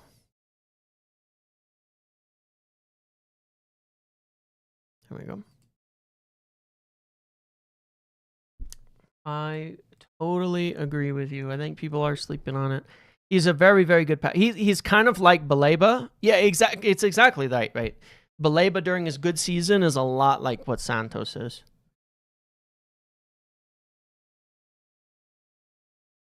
Yep. Very, very, very similar.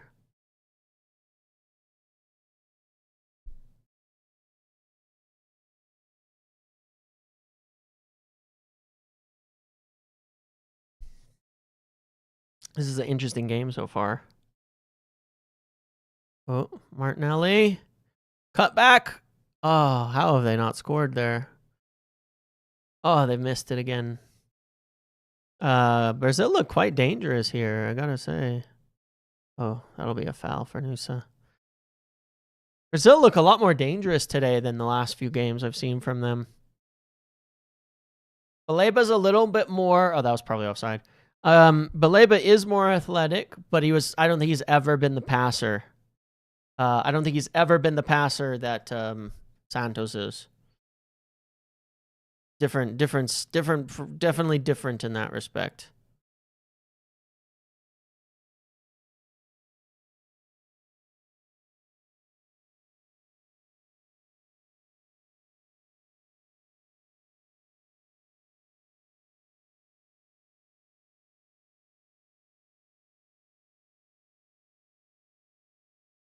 Um,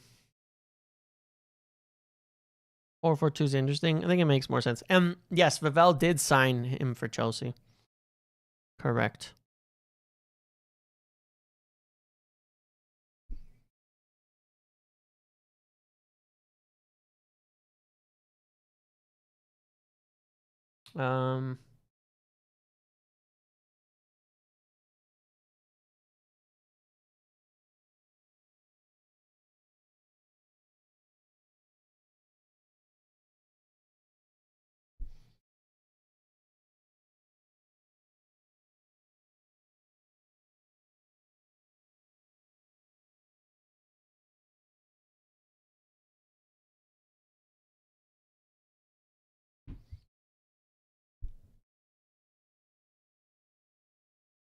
Fabrizio said about Ederson that it's fine. Yeah. Just said we're going to have the medical after the World Cup. Said he's had his initial phase of the medical and that he will have the full one after. That's what he said.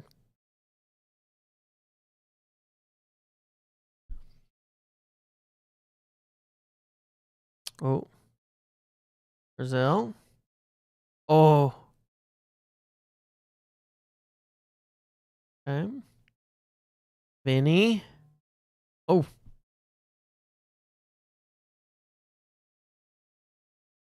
Wow. Nusa is so erratic.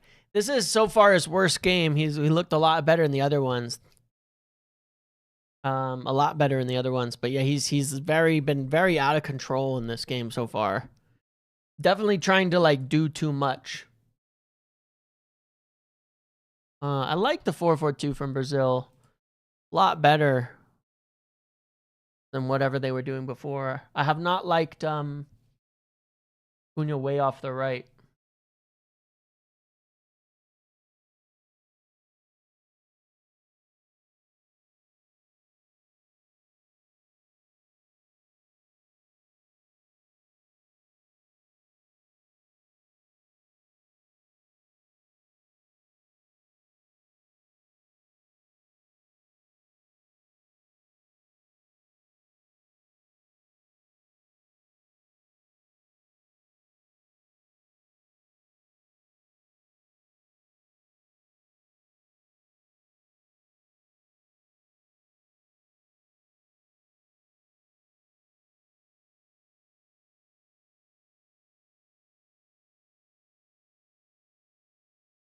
Cunha.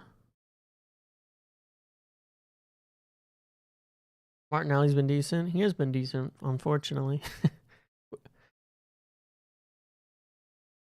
Oh, no, okay.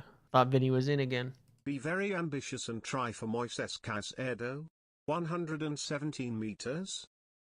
Yeah, they're not going to sell Moise Caicedo no matter what. Not the money.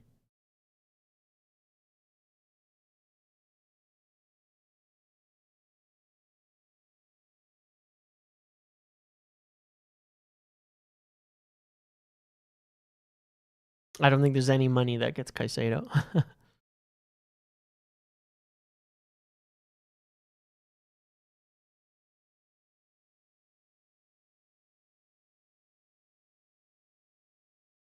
Oh. Oh. Oh, Norway. Oh.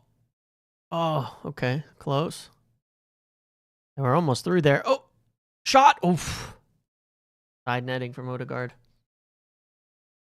Odegaard, you greedy bastard.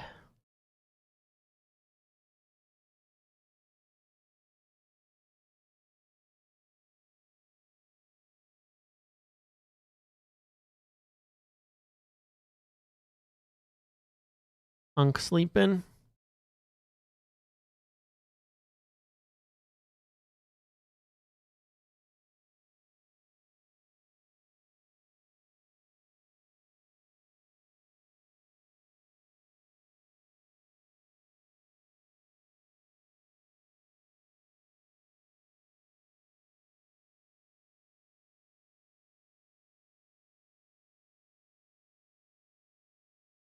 Good tackle.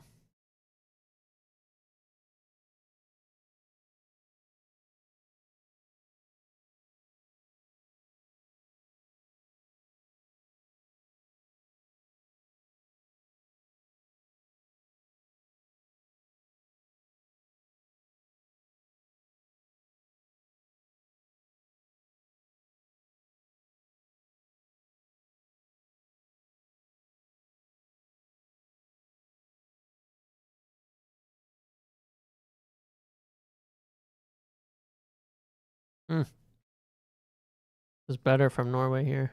Into Holland. Oh, man, how can he shoot from everywhere? I'm always surprised at how good Holland is at just getting the shot on goal from any weird position. Crazy.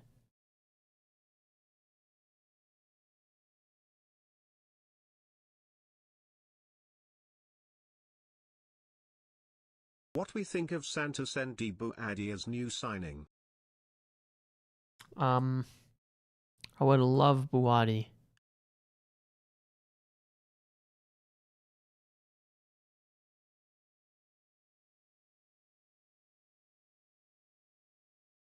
I would be very, very happy with that as well. Buadi falls into the category of... No Prem club will get Caicedo out of Chelsea for the same reason Santos will never start for Chelsea. Yeah, The agreed, politics agreed. and optics of it.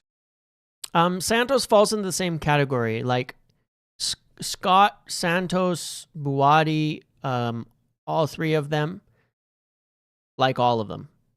Tchouameni, all of them. If we get any two of Tchouameni, Scott, Buadi, and Santos, I'll be happy. If Tchouameni is included as one of the two, I'll be thrilled. So those are four really good options where I'd be happy with them and the deal there. If we get two of any of them, and Buadi, I is obviously not like a very active thing for United at the moment. I think, because of the complications around it and the price and the attempt to loan back and that kind of stuff, he's probably not one they're thinking, yeah, this is one of the simpler deals we could do here or one of the best ones at the moment because of that, not because of his quality. There's just going to take that's another one that's going to take a lot of clarity before any deal gets done there. But yeah, man, he was so control the ball, dude. So,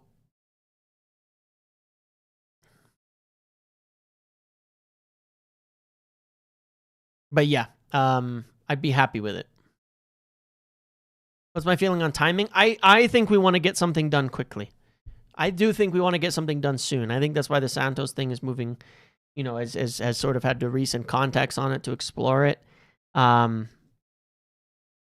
think that we want to move something quicker because I think we want someone for preseason. I think we'd really like Alex Scott. I think we'd like him more than Santos today. Why that is, I'm not sure. But I do think we'd like him more than Santos. However, obviously, we've talked about his situation needing that clarity. We've talked about the contract. We've talked about it's not a sure thing at this point, and the price could be rather high. Do they value Santos better than... Like at 45 million, is Santos a better deal than Alex Scott at 80 for them? Potentially. Does it rule out Scott? No.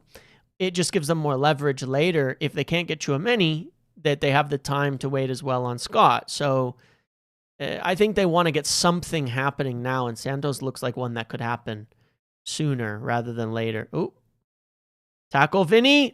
Oh, off. That was close. Terrible turnover. Great job by Vinny there. Terrible turnover from the Norwegian defender there. Oh, it's not the defender. It's Odegaard. Of course it is. That fraud. Terrible turnover from Odegaard, man.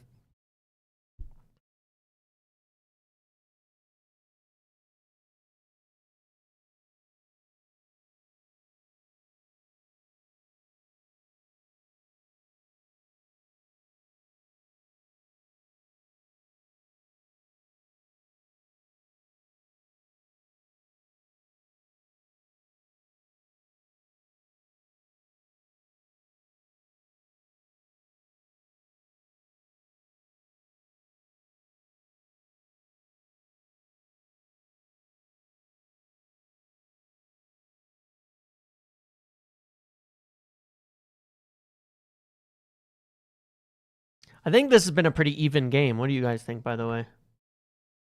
You think this is an even game? It feels very even. I think Norway will be very happy that it's 1-0 or 0-0 right now, considering the pen. Because they could get a goal. I mean, they could definitely get it, but Brazil have had the better chances at the moment.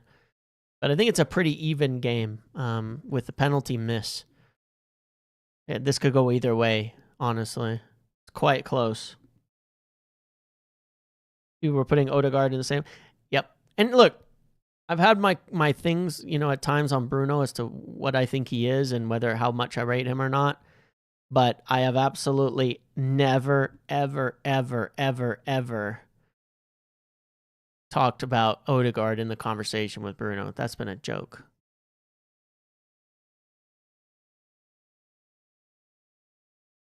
Ref kind of gets in the way there of Berg. Man, Berg's good, man. I say I wouldn't take Berg or I don't want Berg, but he is a good player. Ooh, Holland. Odegaard. Corner. Berg is quite a solid player, man. It's sort of a funny thing because it's like you don't want to say it, but like, does Sanderberg make United better? He does. Is he the level we should be aiming for? Probably not, but he is good. Better than he gets credit for, I would say that. Been very impressed with him. I was impressed with him during the season, but very impressed with him at this World Cup as well. He's good. Quite good.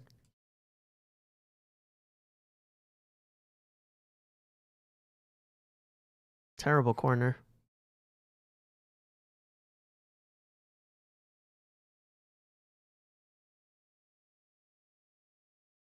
Terrible from Norway there.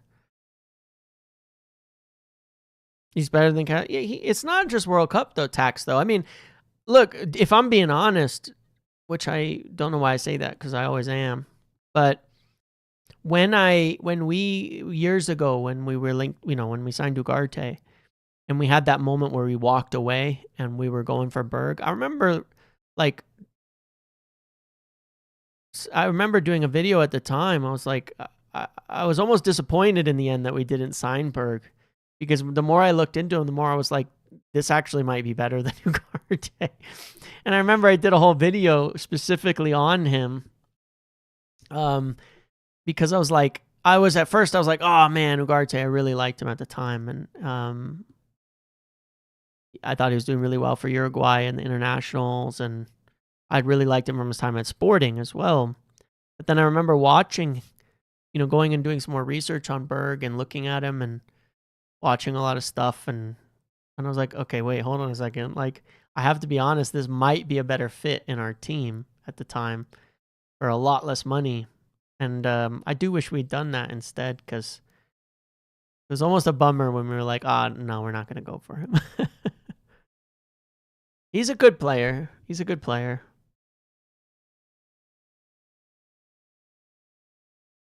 He plays well whenever we play him. He's solid in the Premier League. And the thing with Fulham is that they play different to Bournemouth, but Fulham are not Fulham are not one of those smaller Prem teams that play small Prem football. Like, they're always trying to play big boy football. They're trying to be more possession based. They're trying to be more tactical, and so he has that experience.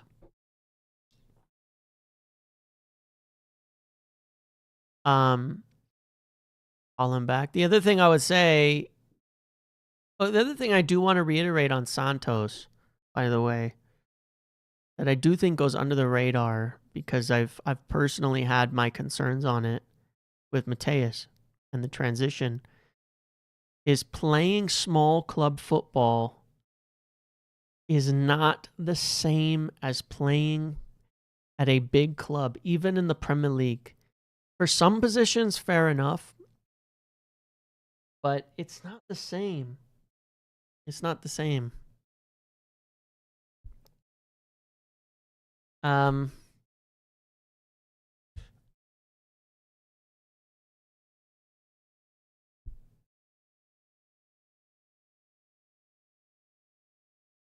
It's not the same. Santos has played in a possession side.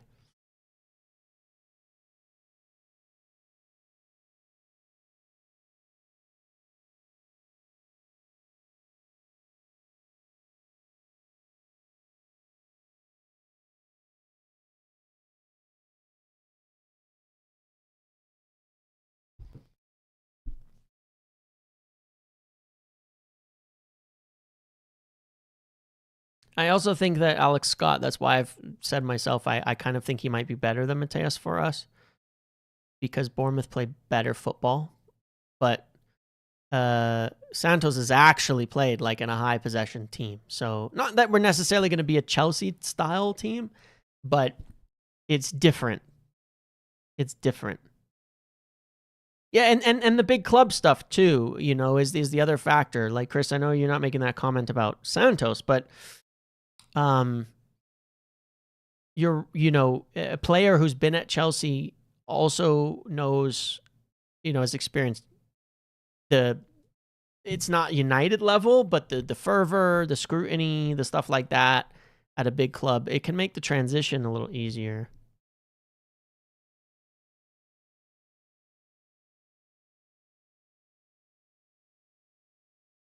Who are all the players we've purchased from Chelsea over the years, by the way? Because I've heard some, I see some strange things about Chelsea, but buying players from Chelsea. But the only person I can actually think of is Mount was bad. I mean, Juan Mata was good. Matic was good. Just old. Oh, whoa! Oh, Odegaard bottles it again. Holy dude. Odegaard is such crap, man. This guy is such a loser. Norway would be ahead if this guy was any good. That's crazy run by Haaland. He just bullies Gabriel there. Odegaard, man, I hate this guy. Matic was good. A good signing for us. Unfortunately, he had a bad injury at the World Cup that accelerated his decline. But he was very good. He had a stomach injury and had surgery at the World Cup, if you recall. And that certainly accelerated his decline, but he was still solid. Mata was really good. It's not like we've got a bad history. Mount is a problem, but that one was, we should have known. It's the injury more than it's the quality, which we should have known. I still think Mount's a really would have, obviously not playing for years. It's hard to judge now because he doesn't do that much sometimes. But I think he would have been a really good player for us if he didn't have the injury issues. Oh my God.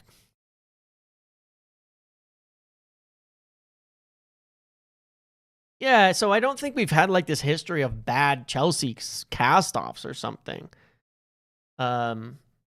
Something's just up with Mount's muscles. It's muscle fibers. Maybe he just played too much when he was younger, kind of like Saka. I don't know.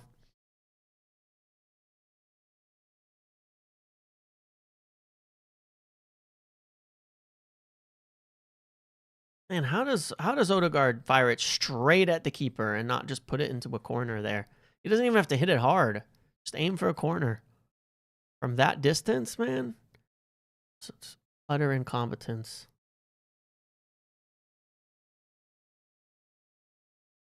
The fees have been too big. Was Matic and Mata too much? I can't remember the fee. You know what? I have no recollection of the cost for Matic or Mata.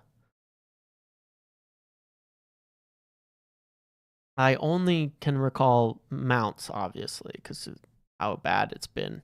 I don't remember what we paid for Mata and Matic.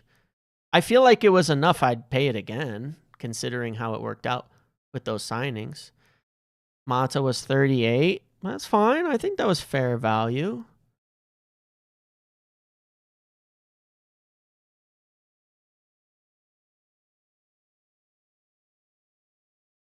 $38 million for what we got out of Mata is okay. What did we get for Matic? Like, I have no complaints for the price for Mata. Matic was 40. And that's not bad, man. Obviously, the market was lower back then, but that's not bad for the players. It's not egregious. You know what I mean? It's not egregious. It might have been a little overpay at the time, but not egregious given the players. I think it's fair value and nothing bad. Like maybe a little overpriced, but nothing dramatic, nothing worth writing home about. All right, there's halftime. That was a good game. Yeah, like I get that. They were expensive for the time, but Matic was a bit old, but remember we had Jose, and I think Matic was a really good signing when he came in. Like great signing when he came in.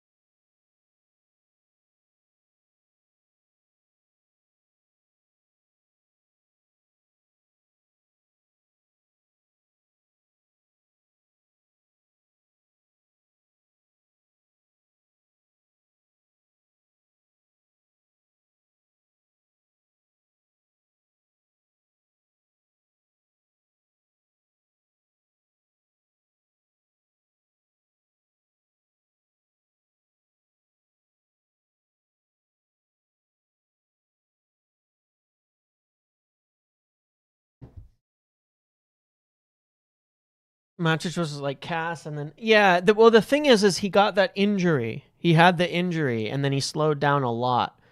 But that wasn't really. It's one of those things where it's like, it's not didn't make it a bad signing. It's just we got unlucky. And then he had a good run. Yeah, he had a good run under Ollie for a little too. It was just unlucky, you know, because he was already older. And that injury kind of like finished him off. Essentially, was the problem. It was just bad luck, frankly.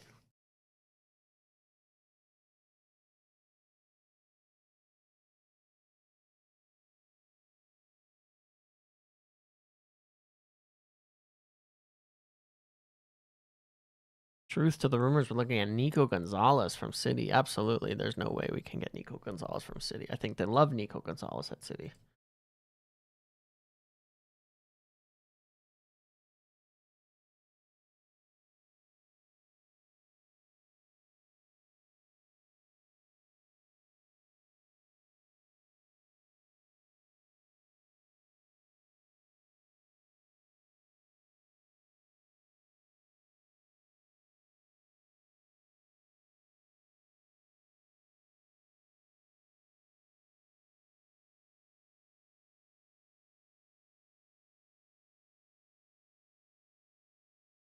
I got some messages back about Ederson. I asked quite a few people different things.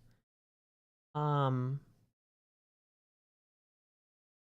that whole report and stuff came out, and because it was so dramatic and whatnot, and I know people still have questions on this, and I just want to reaffirm here, okay? I just want to reaffirm here. The deal is totally still on, okay? The deal is totally still on. It is all agreed. It is all set. And he is set to have his major medical in Manchester after the World Cup. But there might just be some interesting things about that I want to talk about.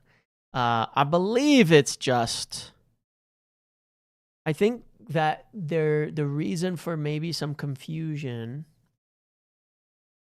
why there's been a few strange reports, is because of the World Cup. They want to just maybe double confirm things a little bit based on what they've seen. But it is very much on. and it's not in danger of being off. So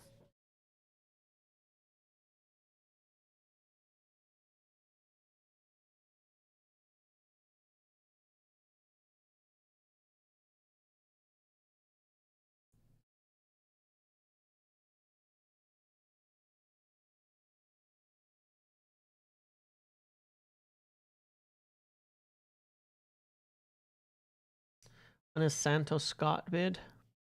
I think we could move for Santos pretty quickly. Or Scott, frankly. I'm quite intrigued now.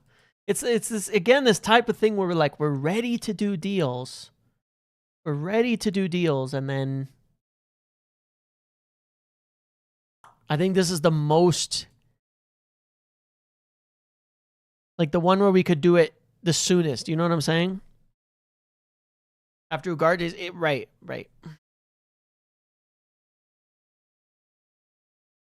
Right.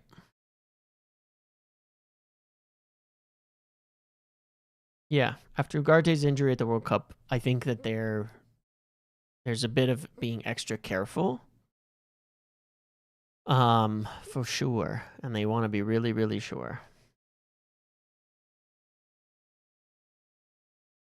Santos hasn't been mentioned as window. We've heard more about guys like Berg and Adams from yourself and journalists if the club prefers Santos.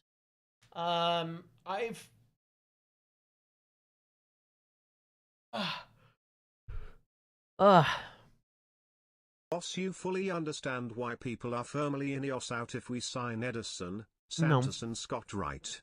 After all the PR to end up with what that. PR? Whose PR? Who put the PR out? What PR? But look, Tubbs, like, no, I don't understand it.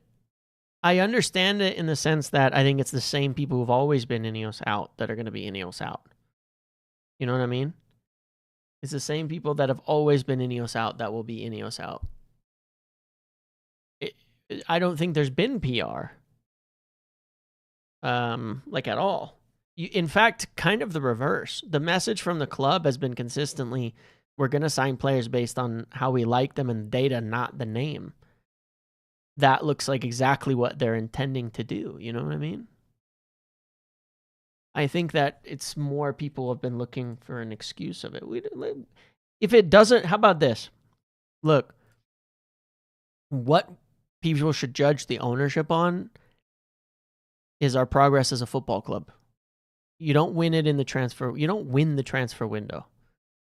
If they sign those players and next season we are bad,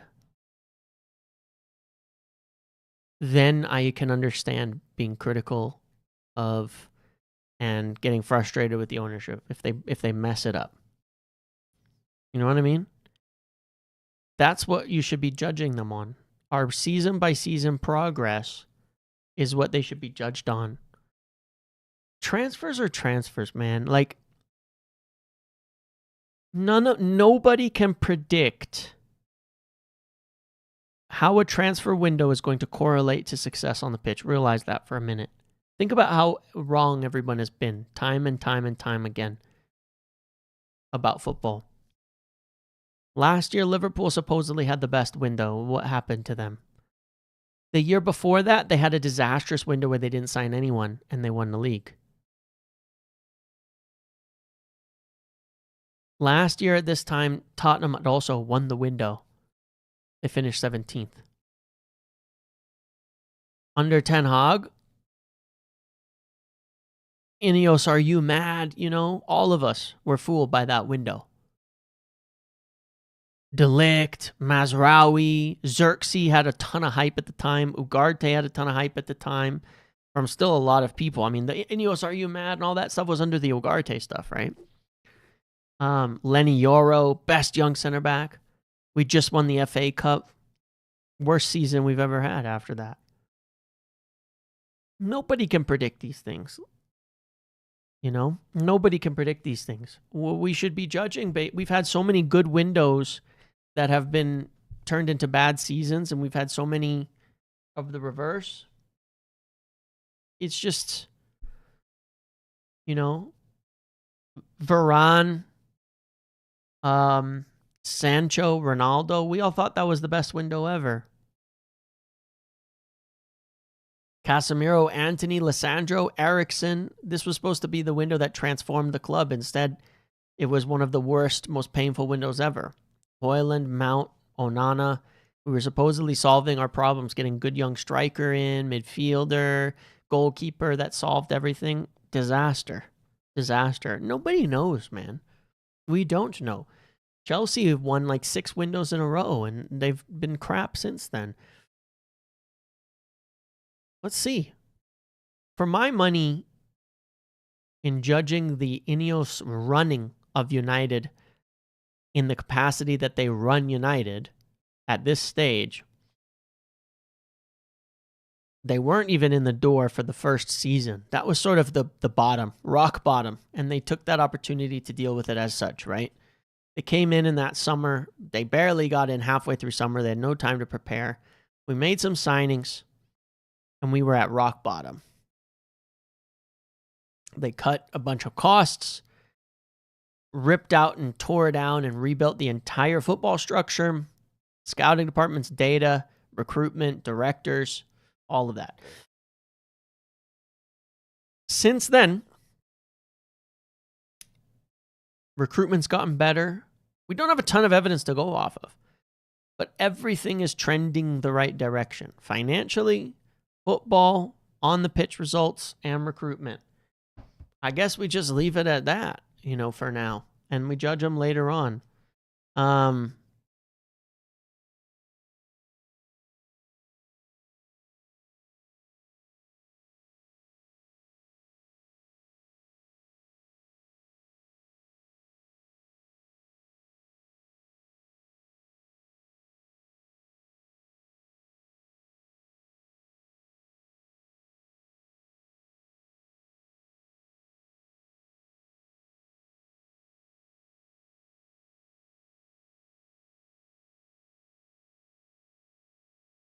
Yeah.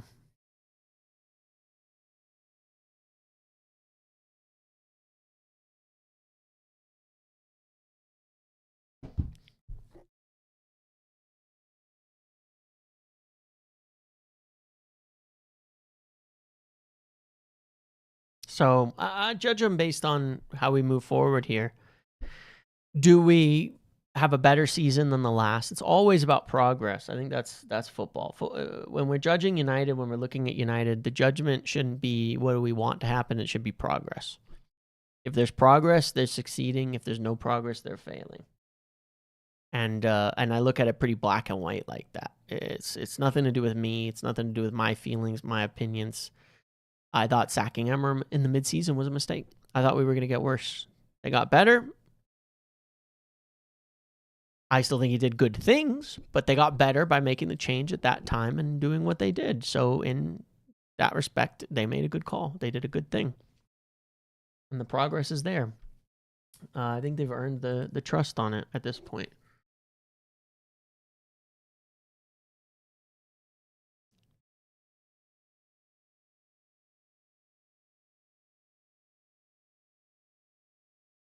Until they haven't.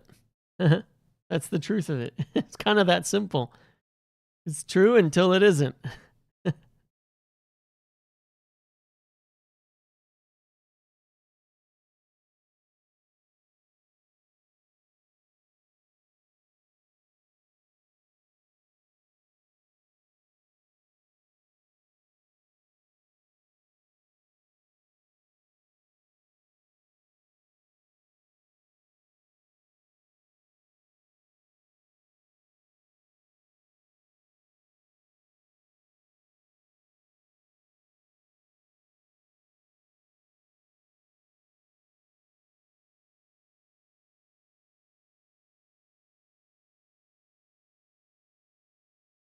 Texted like 33 times here. Oh. You want Santos now? Good. I guess we'll see.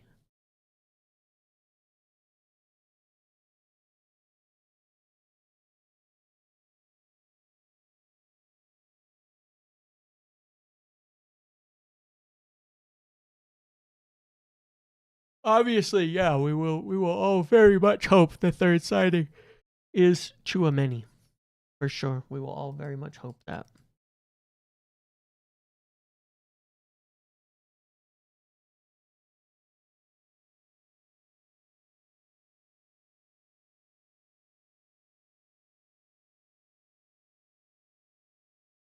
Another one succumbs to the MUP's brainwashing. Exactly.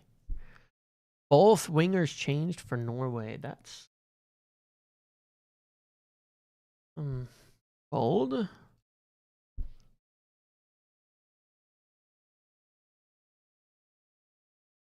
Yeah, bold choice there.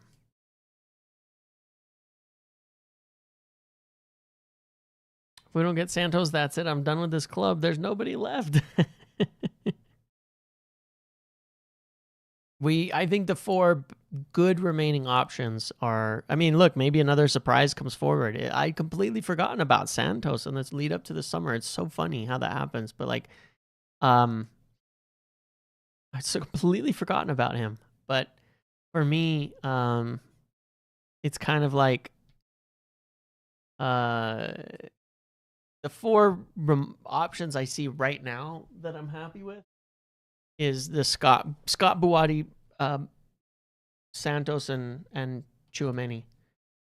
And I'm happy with any of those. As long as we get one of those, I'm happy. All right. Second half's kicked off here.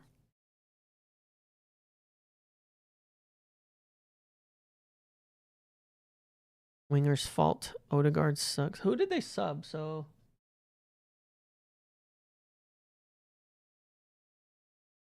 Sorloff came off? The heck?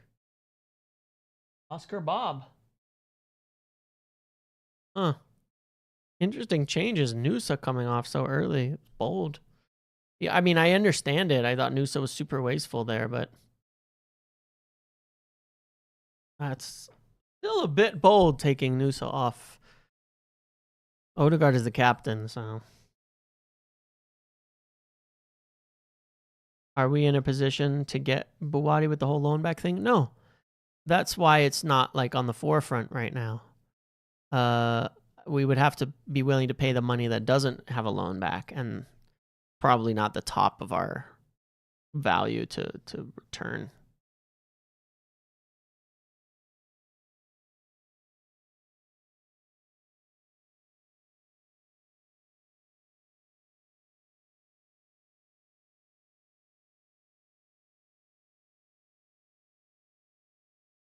Brazil worst fullback pairing? Yeah. Santos stats are insane, and like you said, he was one of Vavel's first ever signings. We know Chelsea signed so many players they don't even know when they have it in their squad. Yeah, and if you go look at it, like the feeling of Chelsea fans, it's hilarious how pissed they are about this. Seb C calls him mini Eshin. He's really highly rates him. Talks about how he had a working formula and then he had to change it for no reason. He's got virtually identical stats to Tchouameni. We didn't even look at all that. Another thing on Santos, he's had one injury in his entire career where he missed 3 games in 16 days, apparently back in September of this season. That's it. Nothing else. This whole injury history. Not bad. Can't tell you what would be the better player long term, but the type of player Santos is a better fit next to Kobe. 100%. 100%. I don't think that Mateus ever was a good fit next to Kobe. That was my biggest concern with that signing.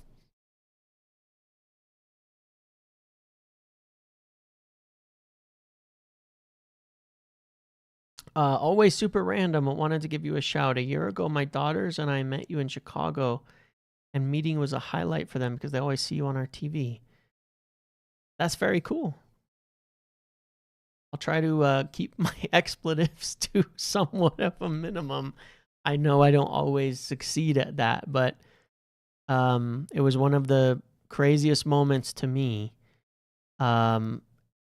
Strangest moments and emotionally wild moments to me, but you are not the first or the only parent I met that watches me with their kids as well, and it's Jesus. That shot. Oh my God, it's landing in my backyard. And it's an incredible thing to hear, and it's I really appreciate it, but also wild to me. People with kids. Oh, they watch the games with you. Okay, fair enough, fair enough. Because there's another guy here I know who watches the games and with his son, and they met me there, and I signed some things for them, which was very, very wild. But I really appreciate it, and I hope you and your daughters are very well. Just don't listen to me. I'm an idiot.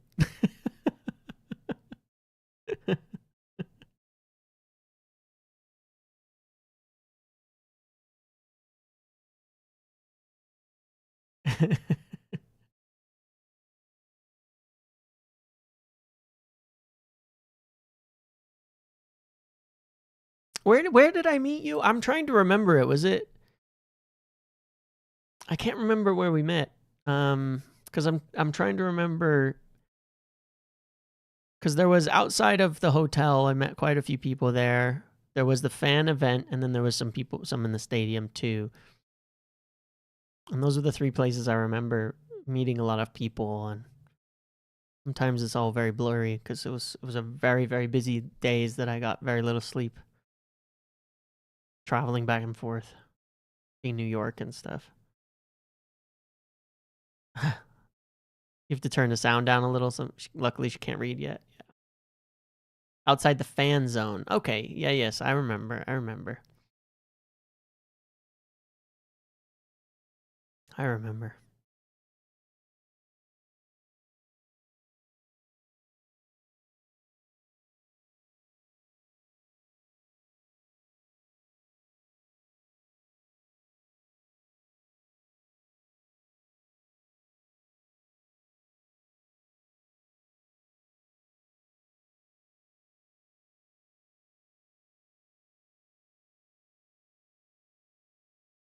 Oof.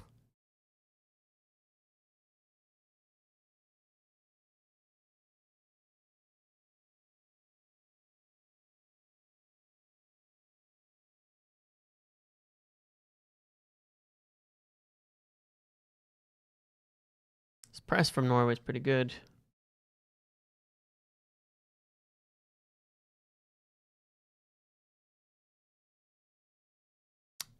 Yeah, I'm definitely planning. I think I have the week figured out. I'm just waiting for the actual um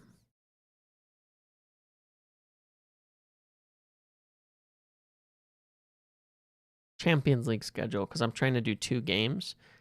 I have 1 of 2 weeks narrowed down that we're going to be going.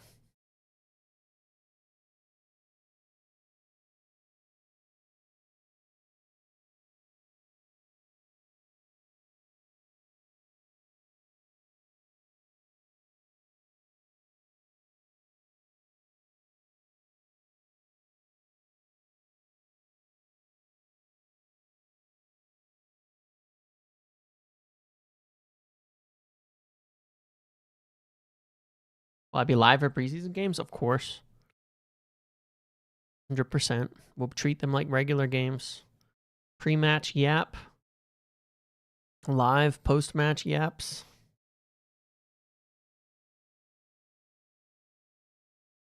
Madrid aren't getting Enzo anyway.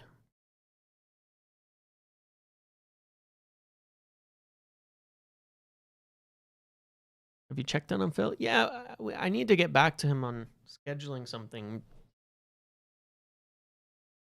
When we don't have football, it's been like regularly scheduled stuff, and with how crazy the World Cup is and kids off for summer, it's just sometimes more complicated figuring our times out. But it's probably worth a pod soon since it's been a long time, like almost a month. Eldrop's trying to get in there. So far, not better than Noosa, that.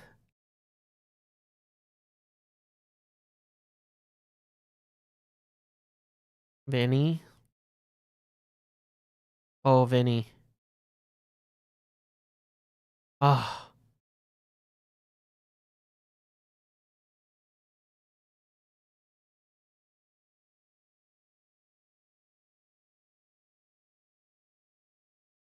So many more games this season. I know. I'm really, really happy about that.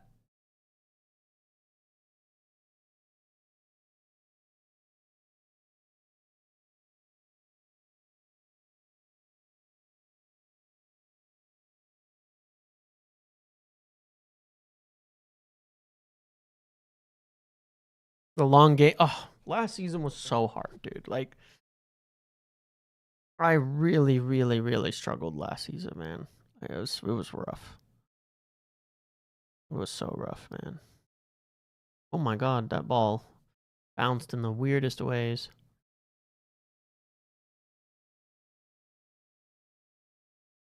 That 21-day break was just crazy.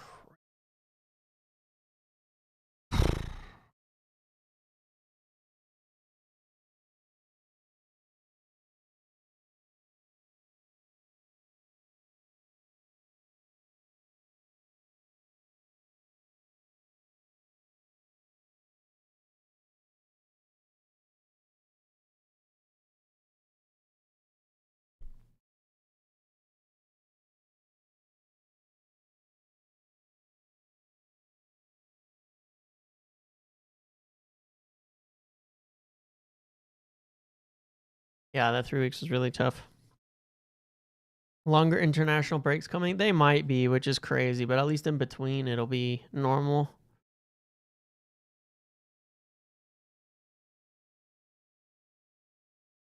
Yeah, that's going to be brutal, man. I can't believe they're going to be doing 3-week fucking breaks between games.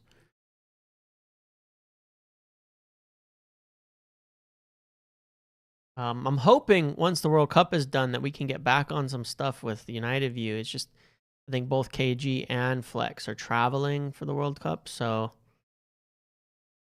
I would love to get on some red carpets and things again and have them run those at post World Cup too, because it's a lot of fun. It's a lot of fun. Oh my God, it's Chris Rock and Woody Harrelson.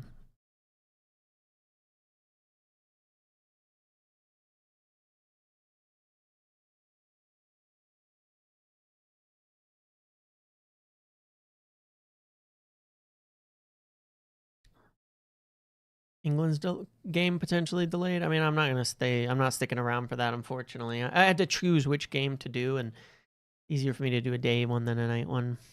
KG coin bets again? 100%. I killed it last year. My investments paid off big time.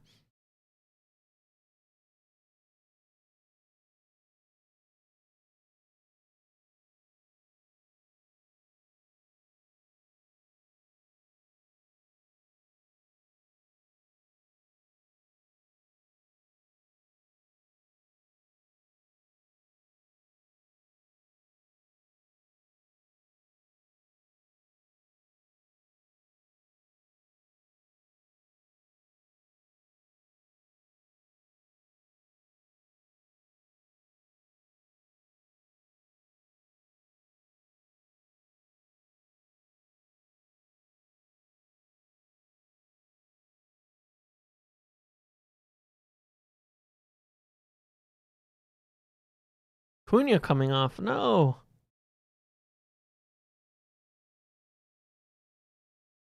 19 September to 10 October.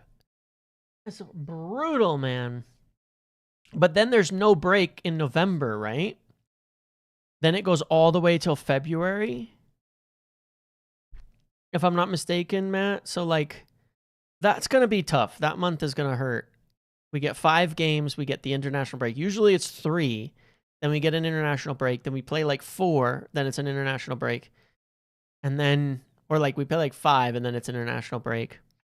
And then it goes more solid after that. But it might be better. I mean, it's still way too long of a break. But like,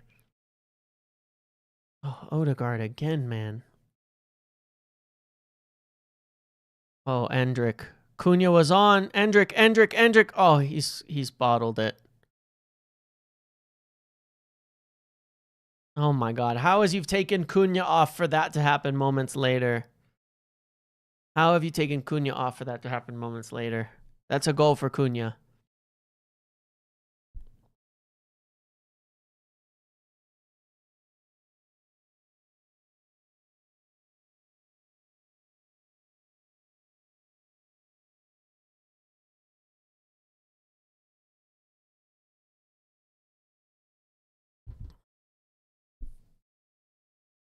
But is that correct, guys? After that October break, there's no international breaks for a long time till February.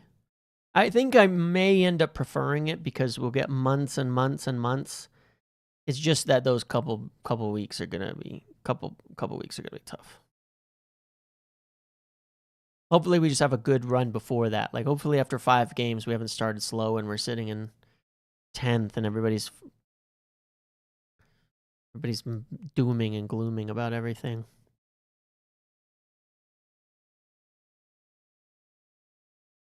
By the way, that counter also came off of Odegaard turning it over in a terrible position once again. Odegaard has been terrible. I don't understand. I think Odegaard's been awful for Norway, man. People on Twitter didn't like my take that he's been one of their weakest players, but I've seen him turn it over in so many bad positions, blow one-on-ones, blow shots.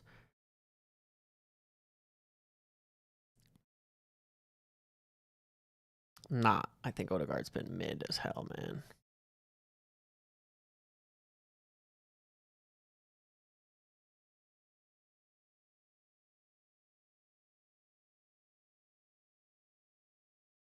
Go to England's fixtures.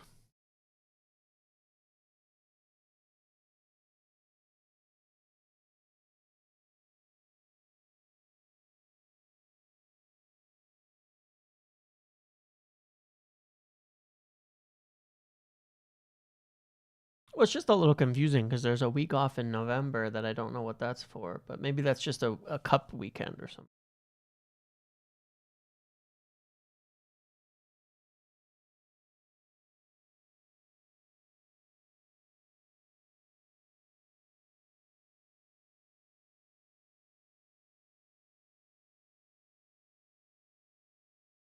Just joined, but the immediate negative reaction to a good prospect for Santos when this board signed Lamens and Dorgu makes me further loathe negative sensationalism. I would love Santos at that range. Yes. I agree with you, and you've hit the sentiment that we've been talking about exactly on tonight. I agree entirely. There's no need for the immediate negative sentiment on the whole thing.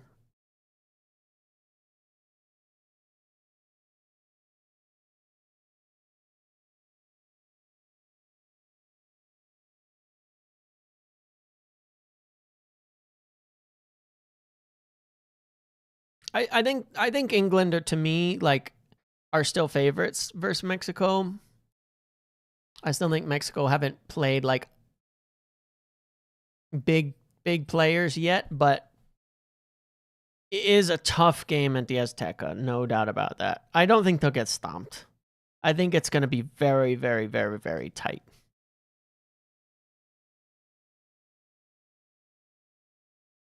That'll be offsides from Brazil there, huh?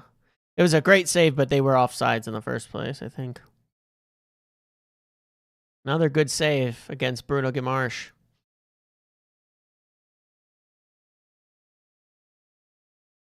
That was actually a really good save, too, from the shot on Ryan because of the deflection as well. Keeper's done quite well. Norway haven't really done anything soon yet, though. They need to... I'm not sure they've gotten any better. Yeah, it's kind of like Mexico hasn't really played a good team, and England have not played well, but then it's at the Azteca. It's pretty even in that respect. I can't call it. I still think England probably win. I think they do. I think the next game is going to be tougher for them. I don't think England will beat the really good teams in this competition, but I still think they're probably going to go through against Mexico.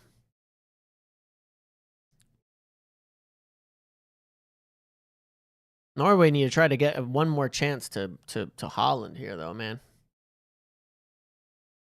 They're really screwing up these passes in this attacking zones. I feel like they're being a little too careful right now.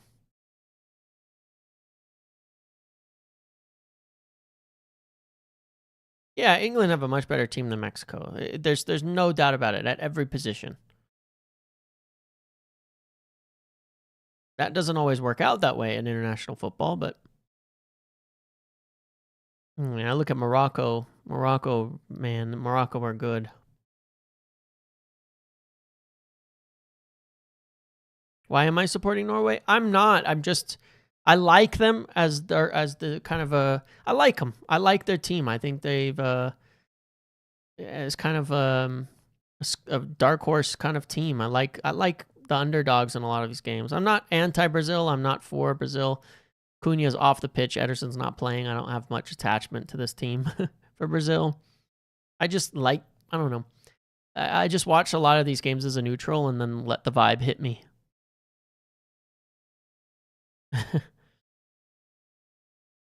Something about Brazil throws me off. But like, I love watching Vinny have a great oh my gosh, that was almost a goal for Norway.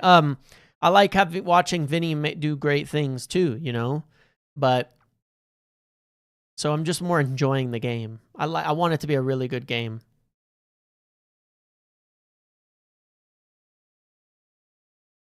It's just that Norway are also sort of like one of those teams that are like, you want to see them keep going because there's a vibe around them. Hard to say.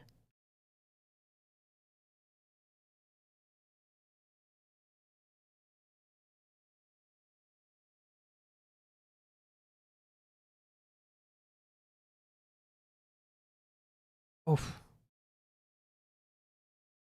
Yeah, teams have struggled against the Bolivia up at the altitude. Quite a few teams. The altitude can hurt. I know this being from Denver. Like, yes, Tekka's 2,000 feet above us here in Denver, but Denver can kill you, man.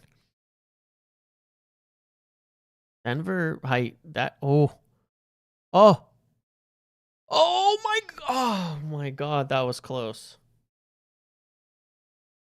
Jeez, dude, this is close.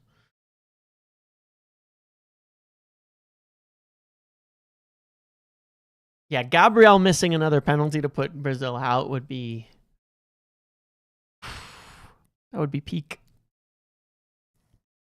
That's a crazy ball in. That's so close from Norway there.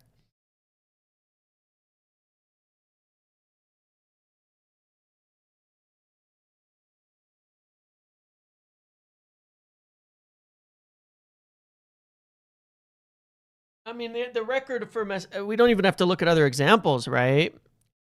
Mexico, Azteca, their record is crazy.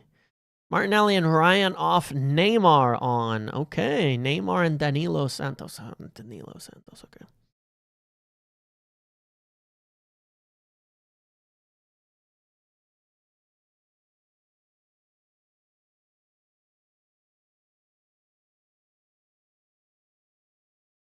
Oh, rest. Now it's a water break. Oh, man.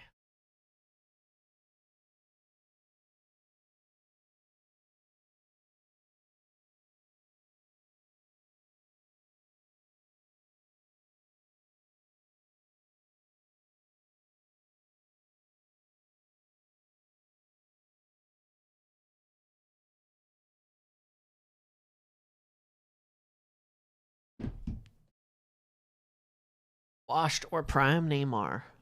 Indeed.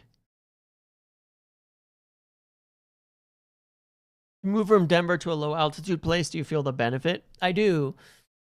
I totally do. Like, when I travel now and I go somewhere like, you know, low, like Florida, like we go to Disney World or something in Orlando, I don't get tired in terms of like I can it's hard to explain, but my lung capacity definitely feels well above average. You know what I mean? Like it's hard to it's kind of hard to explain it, but you feel it a little bit more. But coming to Colorado, like it's not even like it's not a joke, man. You can get there's a thing called altitude sickness, and it's not rare. It's very common. Now, they probably are doing enough in terms of hydration, food, knowing they have the highest, doctors and all that kind of stuff to sort it out. But altitude sickness is real. You come to high altitude, within the first few days, you can feel really sick to the point of like vomiting and stuff, as your body's just so not used to it. You usually solve it with extra hydration and eating a lot of like certain proteins and things like that too that help.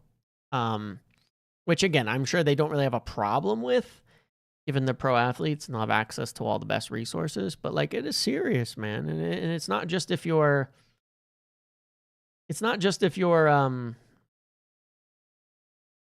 it's not just if you're like not an athlete or are an athlete. It affects everybody, man. It really does.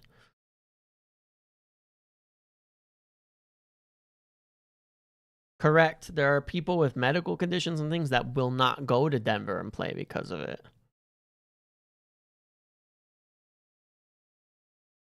It's really hard to guess. You just don't know until you're there.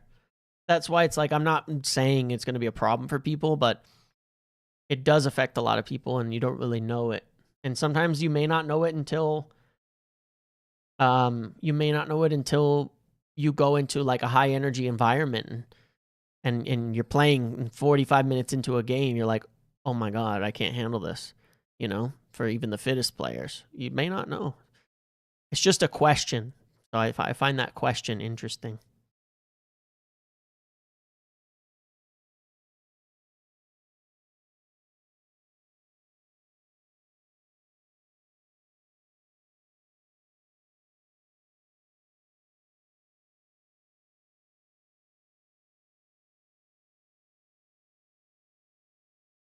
Neymar got a touch.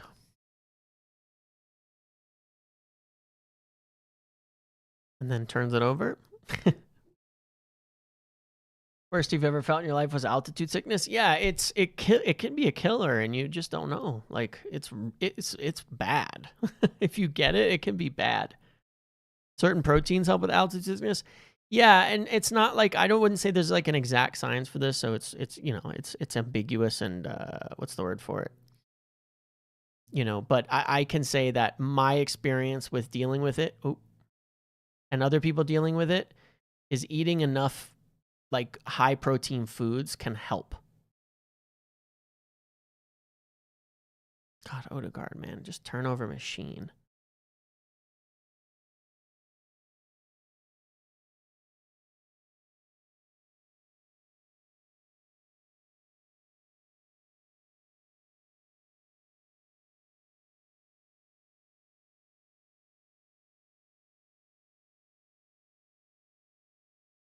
Like I've seen a lot of times that, and it might not be the sickness itself, it may just be preventing the nausea, but that a lot of times when people have it, like they've either been eating poorly because of travel and it exacerbates it, or they haven't been eating enough. Or like very high carby, sugary stuff, because it doesn't help your blood flow and it can constrict it a little. And but like good high protein foods, I've seen it make a difference.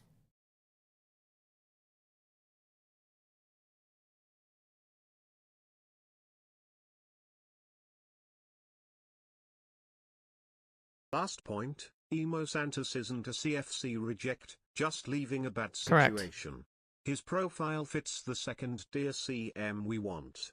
Fans Correct. overrate Mateos BC of his 85 mil fee, but talent-wise he and Santos are similar. Oh, there's my doppelganger, Leo. Oh my God, he even has the same phone thing as me, where he has his stuff in the pocket in the back. and Tobey Maguire. But no, I totally agree. He's not a reject. He's leaving a bad situation because he can't get in over Enzo and Caicedo, but he is the level that should play a lot. And I do think he is of the similar bracket to Mateus and Scott. I think he's in a similar bracket for sure. I think if Santos had been at a smaller club starting every game, people would be going, "Oh my God, we have to sign this guy." Even of the big clubs, Chelsea is probably the hardest big club to break into their midfield. Odegaard with another turnover in the middle, by the way.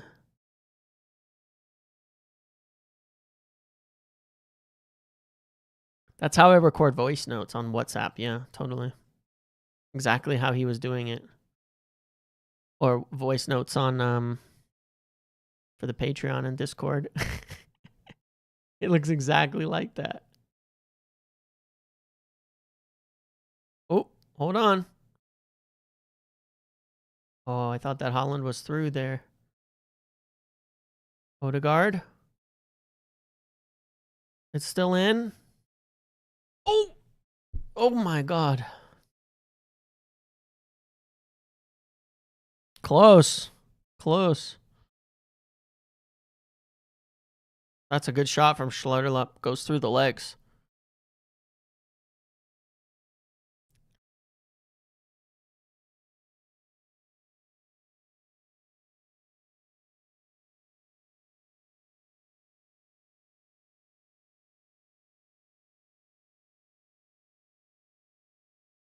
I don't know anything about El Murabet.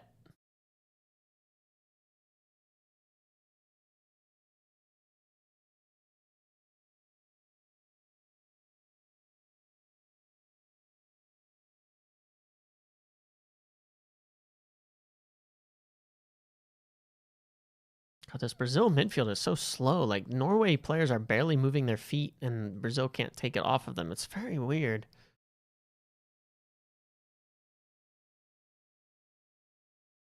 Crazy this is still 0-0, honestly. There's been a lot of good chances in this game.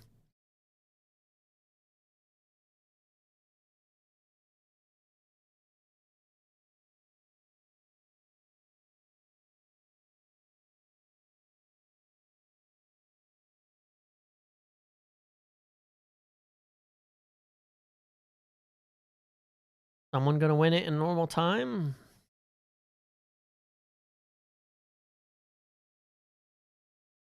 Really don't know.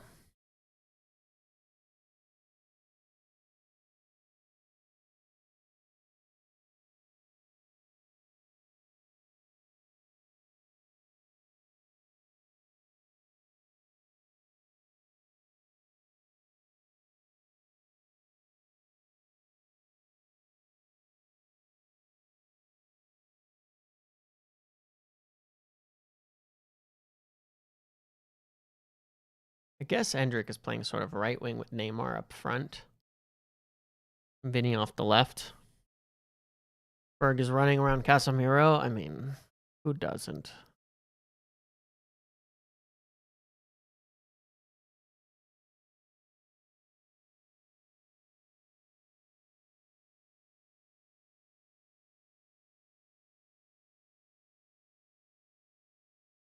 What's going on?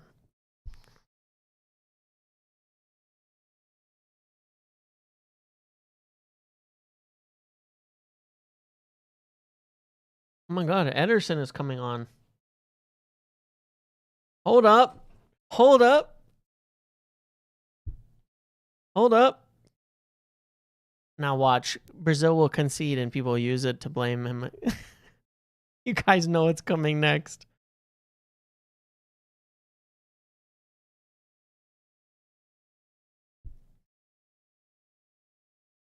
He'll come on. They'll concede. And then everyone's gonna blame Ederson. I can see it, man. I can see it.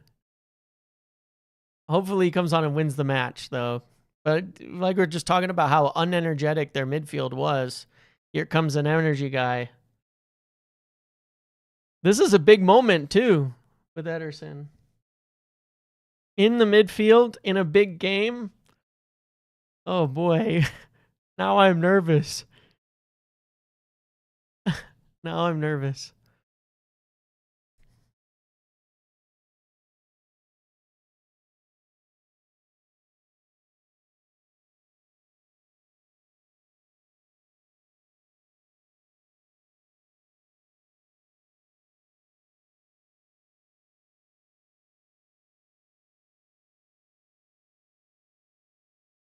Oh my god. Oh my god. It's I told you. I told you. I told you. I told you. I told you. I told you this was going to happen. He was going to come on and they were going to concede. He was going to come on and they were going to concede, and it's going to be used to criticize, to make Ederson. I told you. I fucking called it. I knew it was going to happen. I knew it was going to happen.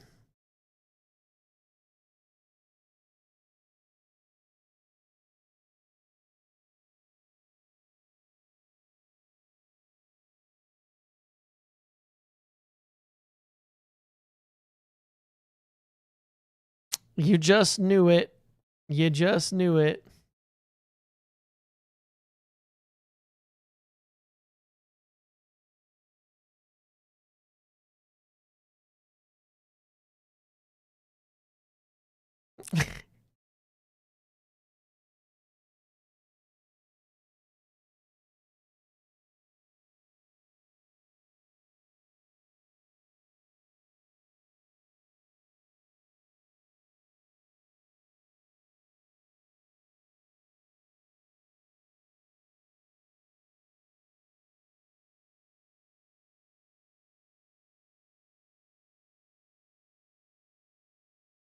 At least it was Gabriel and had absolutely nothing to do with Ederson.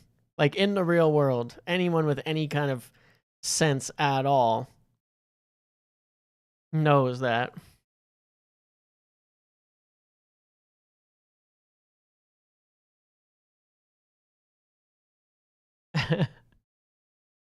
Gabriel bullied, absolutely bullied.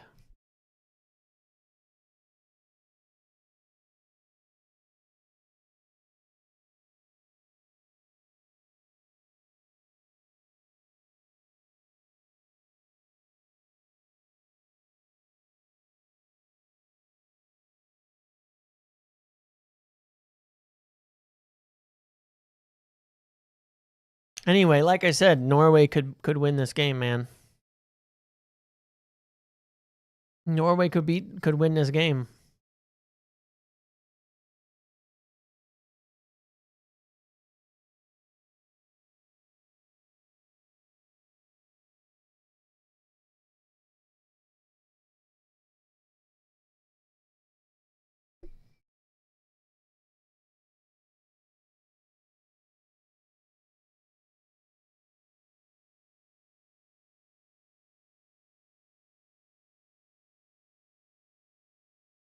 Ederson Screamer. We need that now, don't we?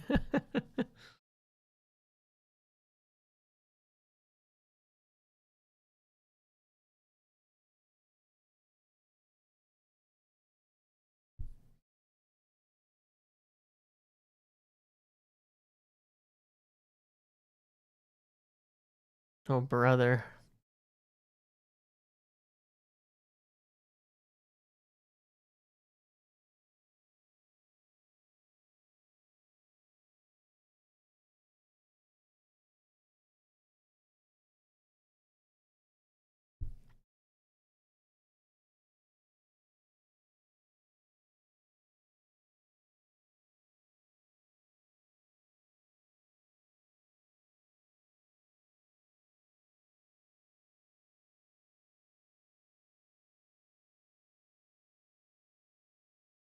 Ederson cross. That's a good cross. That's a good cross. That was a good cross by Ederson. That was a good cross. That's the only action I've seen from him so far, but it was a good cross. Oh, Neymar. Oh, Neymar. No. Almost, though. I saw one action from Ederson, and it was a solid cross into the box. Now you're going to see Haaland play pure defensive hoops here. You've seen it for City when he really wants to. Oh, that's good by Bob. Wow, Vinny, that was soft. Ederson back to defend. Good in transition. Don't get beat. Don't get beat. Don't get beat. Well defended by Ederson there. Well defended. All right. That was good by Ederson. Good cross, and he defended the transition very well there. Didn't dive in, didn't get caught out, didn't get burnt. That was good. Couple actions for Ederson I saw there, and they were good. We might have him sooner for preseason if this ends like this, you know.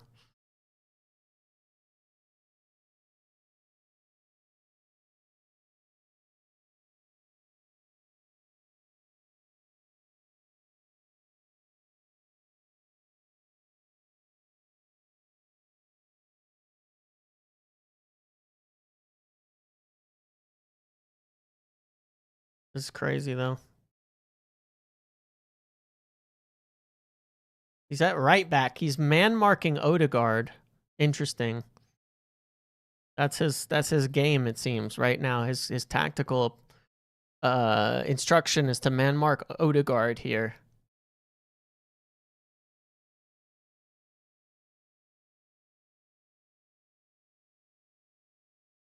Vinny. What's going? What? Oh my! What? Holy shit! What just happened? What just happened? Ederson, another cross coming. No. What the hell just happened? How did that even go like that? That's crazy from the keeper. But how? I didn't even see how it got. Oh. Oh my God. Brazil are getting chances here. What the hell just happened, man? I'm so confused.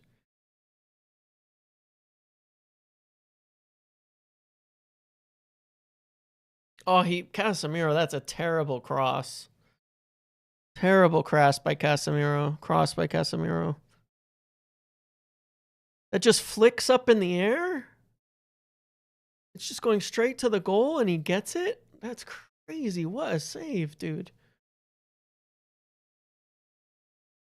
This is gamesmanship from the keeper, by the way.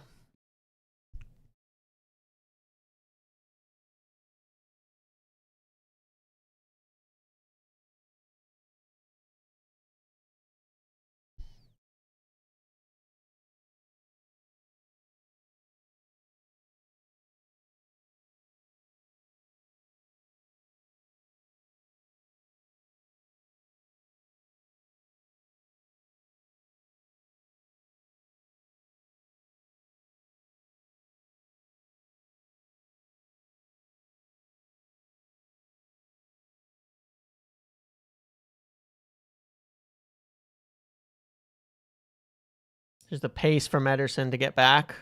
Good recovery pace there. Good recovery pace. Shuts down another transition. He's done well on those two transitions defensively so far. Nothing stand out, but it's kind of what you want, you know. Just watch, slow the attack down, defending at right back, which is very strange. Actually, that's the second time he's been Oh.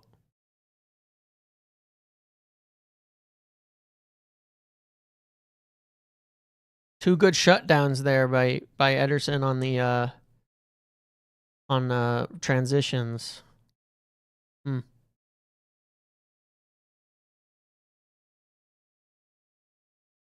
This is crazy. This would be a crazy result, man. Ederson can get done if Brazil out. True. He would be back, I think, by about almost our first game, because he actually had a week off. I don't know if he'll get a full 3 weeks off because he already had a week off, or if he'll go 2 weeks off. It's probably up to him as well. Then, I mean, if we could get him and someone else in, we have 2 players added for most of our preseason in the midfield. That would be good, man. We need that.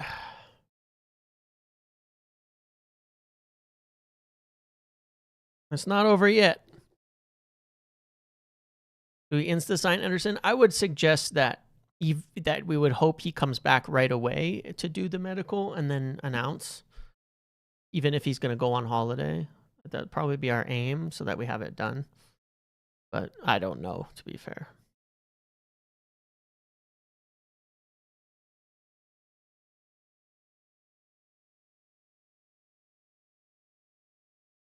Oof. Tough. If England are out, we could have Cobby too. Yeah. Well, guess we'll find out soon. We'll have Ahmad. I know that. Ahmad's only going to miss a short amount of time, which is nice. Oh, Cunha as well, obviously, which we got. Cunha would be nice to have back.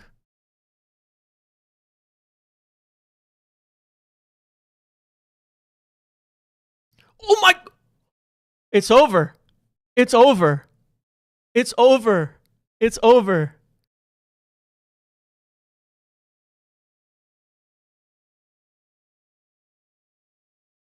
It's over. It's over. It's over. It's over. Holy what the...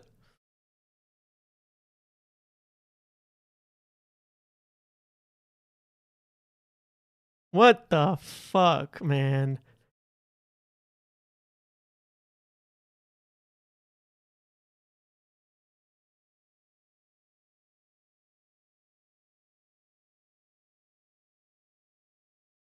Holy shit. Right in Gabrielle's face.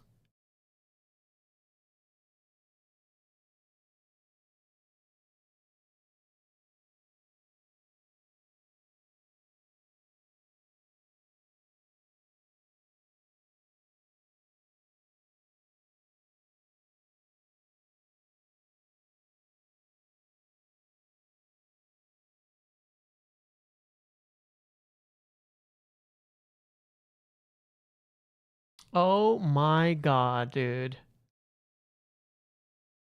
Oh my god.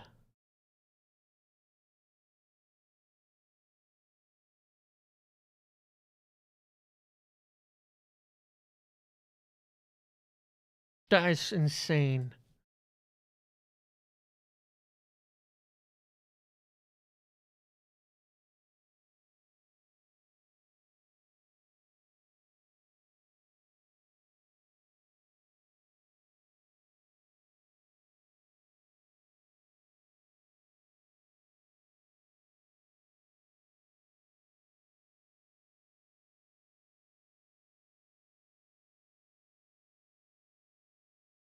Oh my god.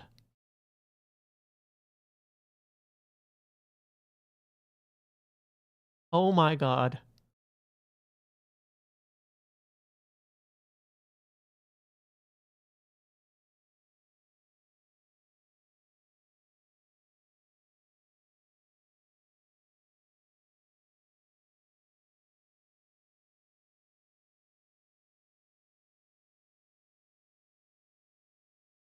I'm baffled at that goal, dude. That was the most pure striker, just I'm just gonna score a goal, man. Just stop and pop, dude. Like crazy, man. That is crazy.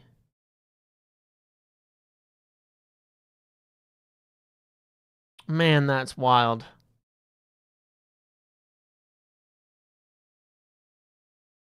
I still remember Phil once saying that. Does Haaland do anything that Højlund doesn't? Among his... Oh, I love Phil. That is among the worst takes I have ever heard in my life. Crazy. Good cross, Ederson. No one there. Oh my god.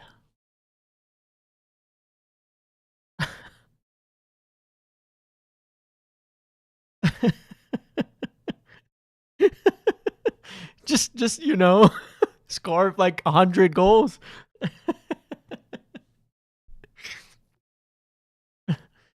Sander Berg has been exceptional as well, as is Patrick Berg, to be fair.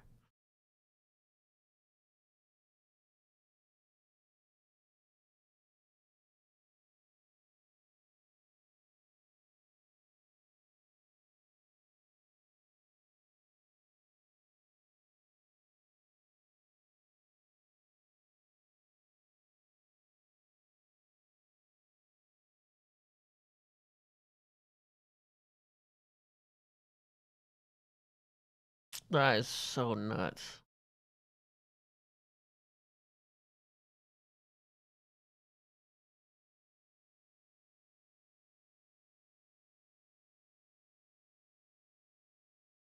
This guy might just win the craziest World Cup ever. I would not be surprised, man. I really wouldn't. I really wouldn't. The subs from the Norwegian coach were crazy. Schreidelup, I can't pronounce his name, has been incredible since coming on. Made a huge difference. I thought maybe taking Usov would be a mistake, but what the hell, man? What the hell?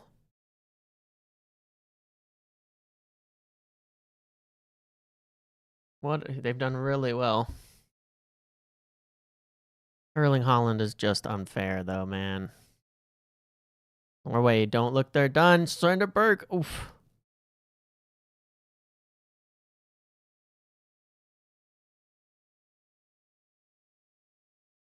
Oh, Oscar Bob.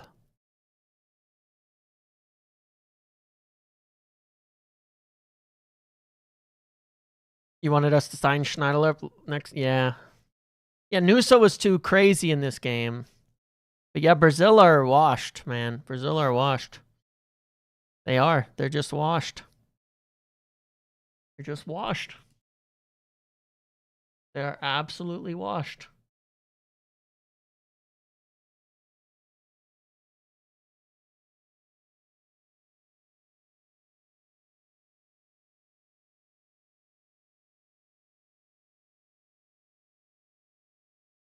Seven goals for Mbappe, 7 for Messi, 7 for Haaland. Holy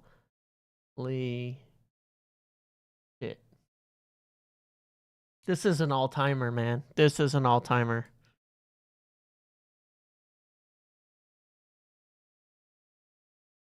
Ancelotti lost this taking Cunha off.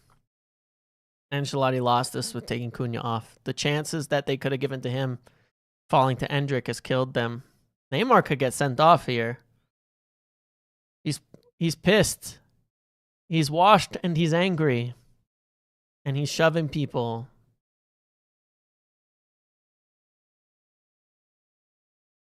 Brazil have lost it. Brazil have lost it. They've lost all decorum here. The class is gone. At least Cunha comes back early. Man, Brazil stink. Brazil stink, man.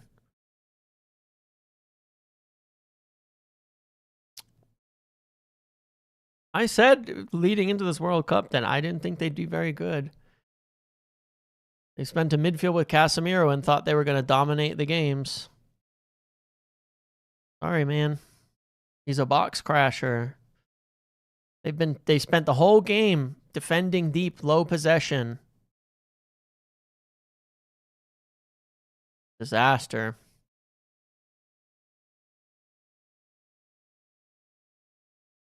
These guys weren't serious, man. I agree. They're just not serious.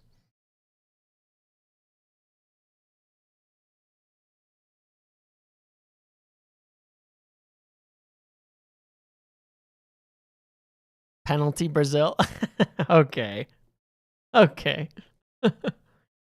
Come on, ref. Come on, ref. Come on, ref. What are you doing? Just blow the whistle, man. This isn't a pen, dude. That's a joke of a pen. Come on, man. That's a joke of a pen. He gets the ball. He's jumping. That's a terrible call by the ref. It's not even a foul, man. That's crazy. That's ridiculous. This is where the officiating gets to be a joke of like, who are you trying to... This is where it gets to be a joke, dude. Like, are you trying to put them back in it? You'll never see it called. A guy jumps in the air and gets the ball and his elbow hits him. Like, there's nothing wrong with that. Casemiro's arms are high too. He's just can't jump as high. Like, that's it. If Casemiro could jump higher, he'd have elbowed him in the face.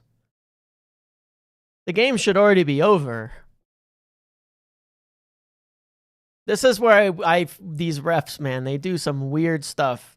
Trying to keep Brazil in this now. It's not a foul. It's not even a foul, dude. And they should be blowing the whistle already. It's 97, it's 98 minutes in. That's not a penalty. Come on, guys. Don't be ridiculous. Don't be ridiculous. It's not a pen.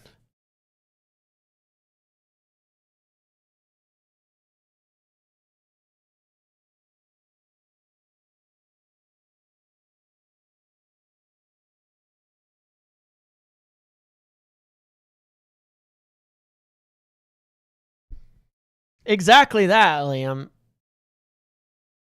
He outjumps him, so he gets the elbow. Their arms are in the exact same position. Their arms are in the exact same position. One player just jumps higher than the other and wins the ball and is looking at the ball. You'll never see that penalty given for the rest of your life. You'll never see it. For the rest of your life, you'll never see it.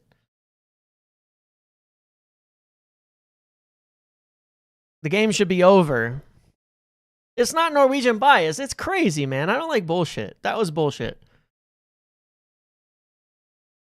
That was bullshit. The game should be blown dead already. I don't like this because this is what I'm talking about with the officiating. People will complain about this Balogun thing. Okay, Neymar should be sent off already.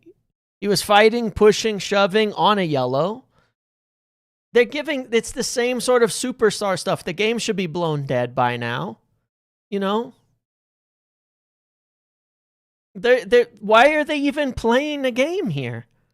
Why are they even playing here? But this is what I'm saying. There's no way they're not giving that because it's Brazil and it's Neymar. There's no way. There's none. It's impossible. This game should have no time left in it. It should be blown dead right now. Why is it still going? There's no valid reason that this game should even be ongoing at the moment. Absolutely none. They've given them an extra 2 minutes for nothing. Why is the game still going? They tried to give them a chance to get back into it. That's all. I don't like it. I don't like the way that the game, even these little moments, because it's not blatant, it's not huge, but it's little things they give to the bigger countries. It's little things. And I know it's over now. It went 3 minutes longer than it should have. It's stupid to me. It's the exact same kind of crap. I don't like it, man. It's these slight little things, you know? These slight little things that they give as advantages to some of these countries. It's little stuff. Imagine in that last few seconds if Brazil managed to score. Imagine that. Imagine that. If in those last minute, that extra 2 minutes they gave, that Brazil score, and it goes 2-2. How's that fair? How's that fair, man? Anyway, it's been a good stream. Thank you guys very much. I appreciate you all. Brazil out. Ederson out. Cunha out. Norway through Holland. Crazy, crazy, crazy guy. We talked a lot about transfers and all that. Appreciate you all very much. 3 hours, 20 minutes. My God. Smash a like on the video on your way out, guys, and I will see you all tomorrow. Bye, everybody.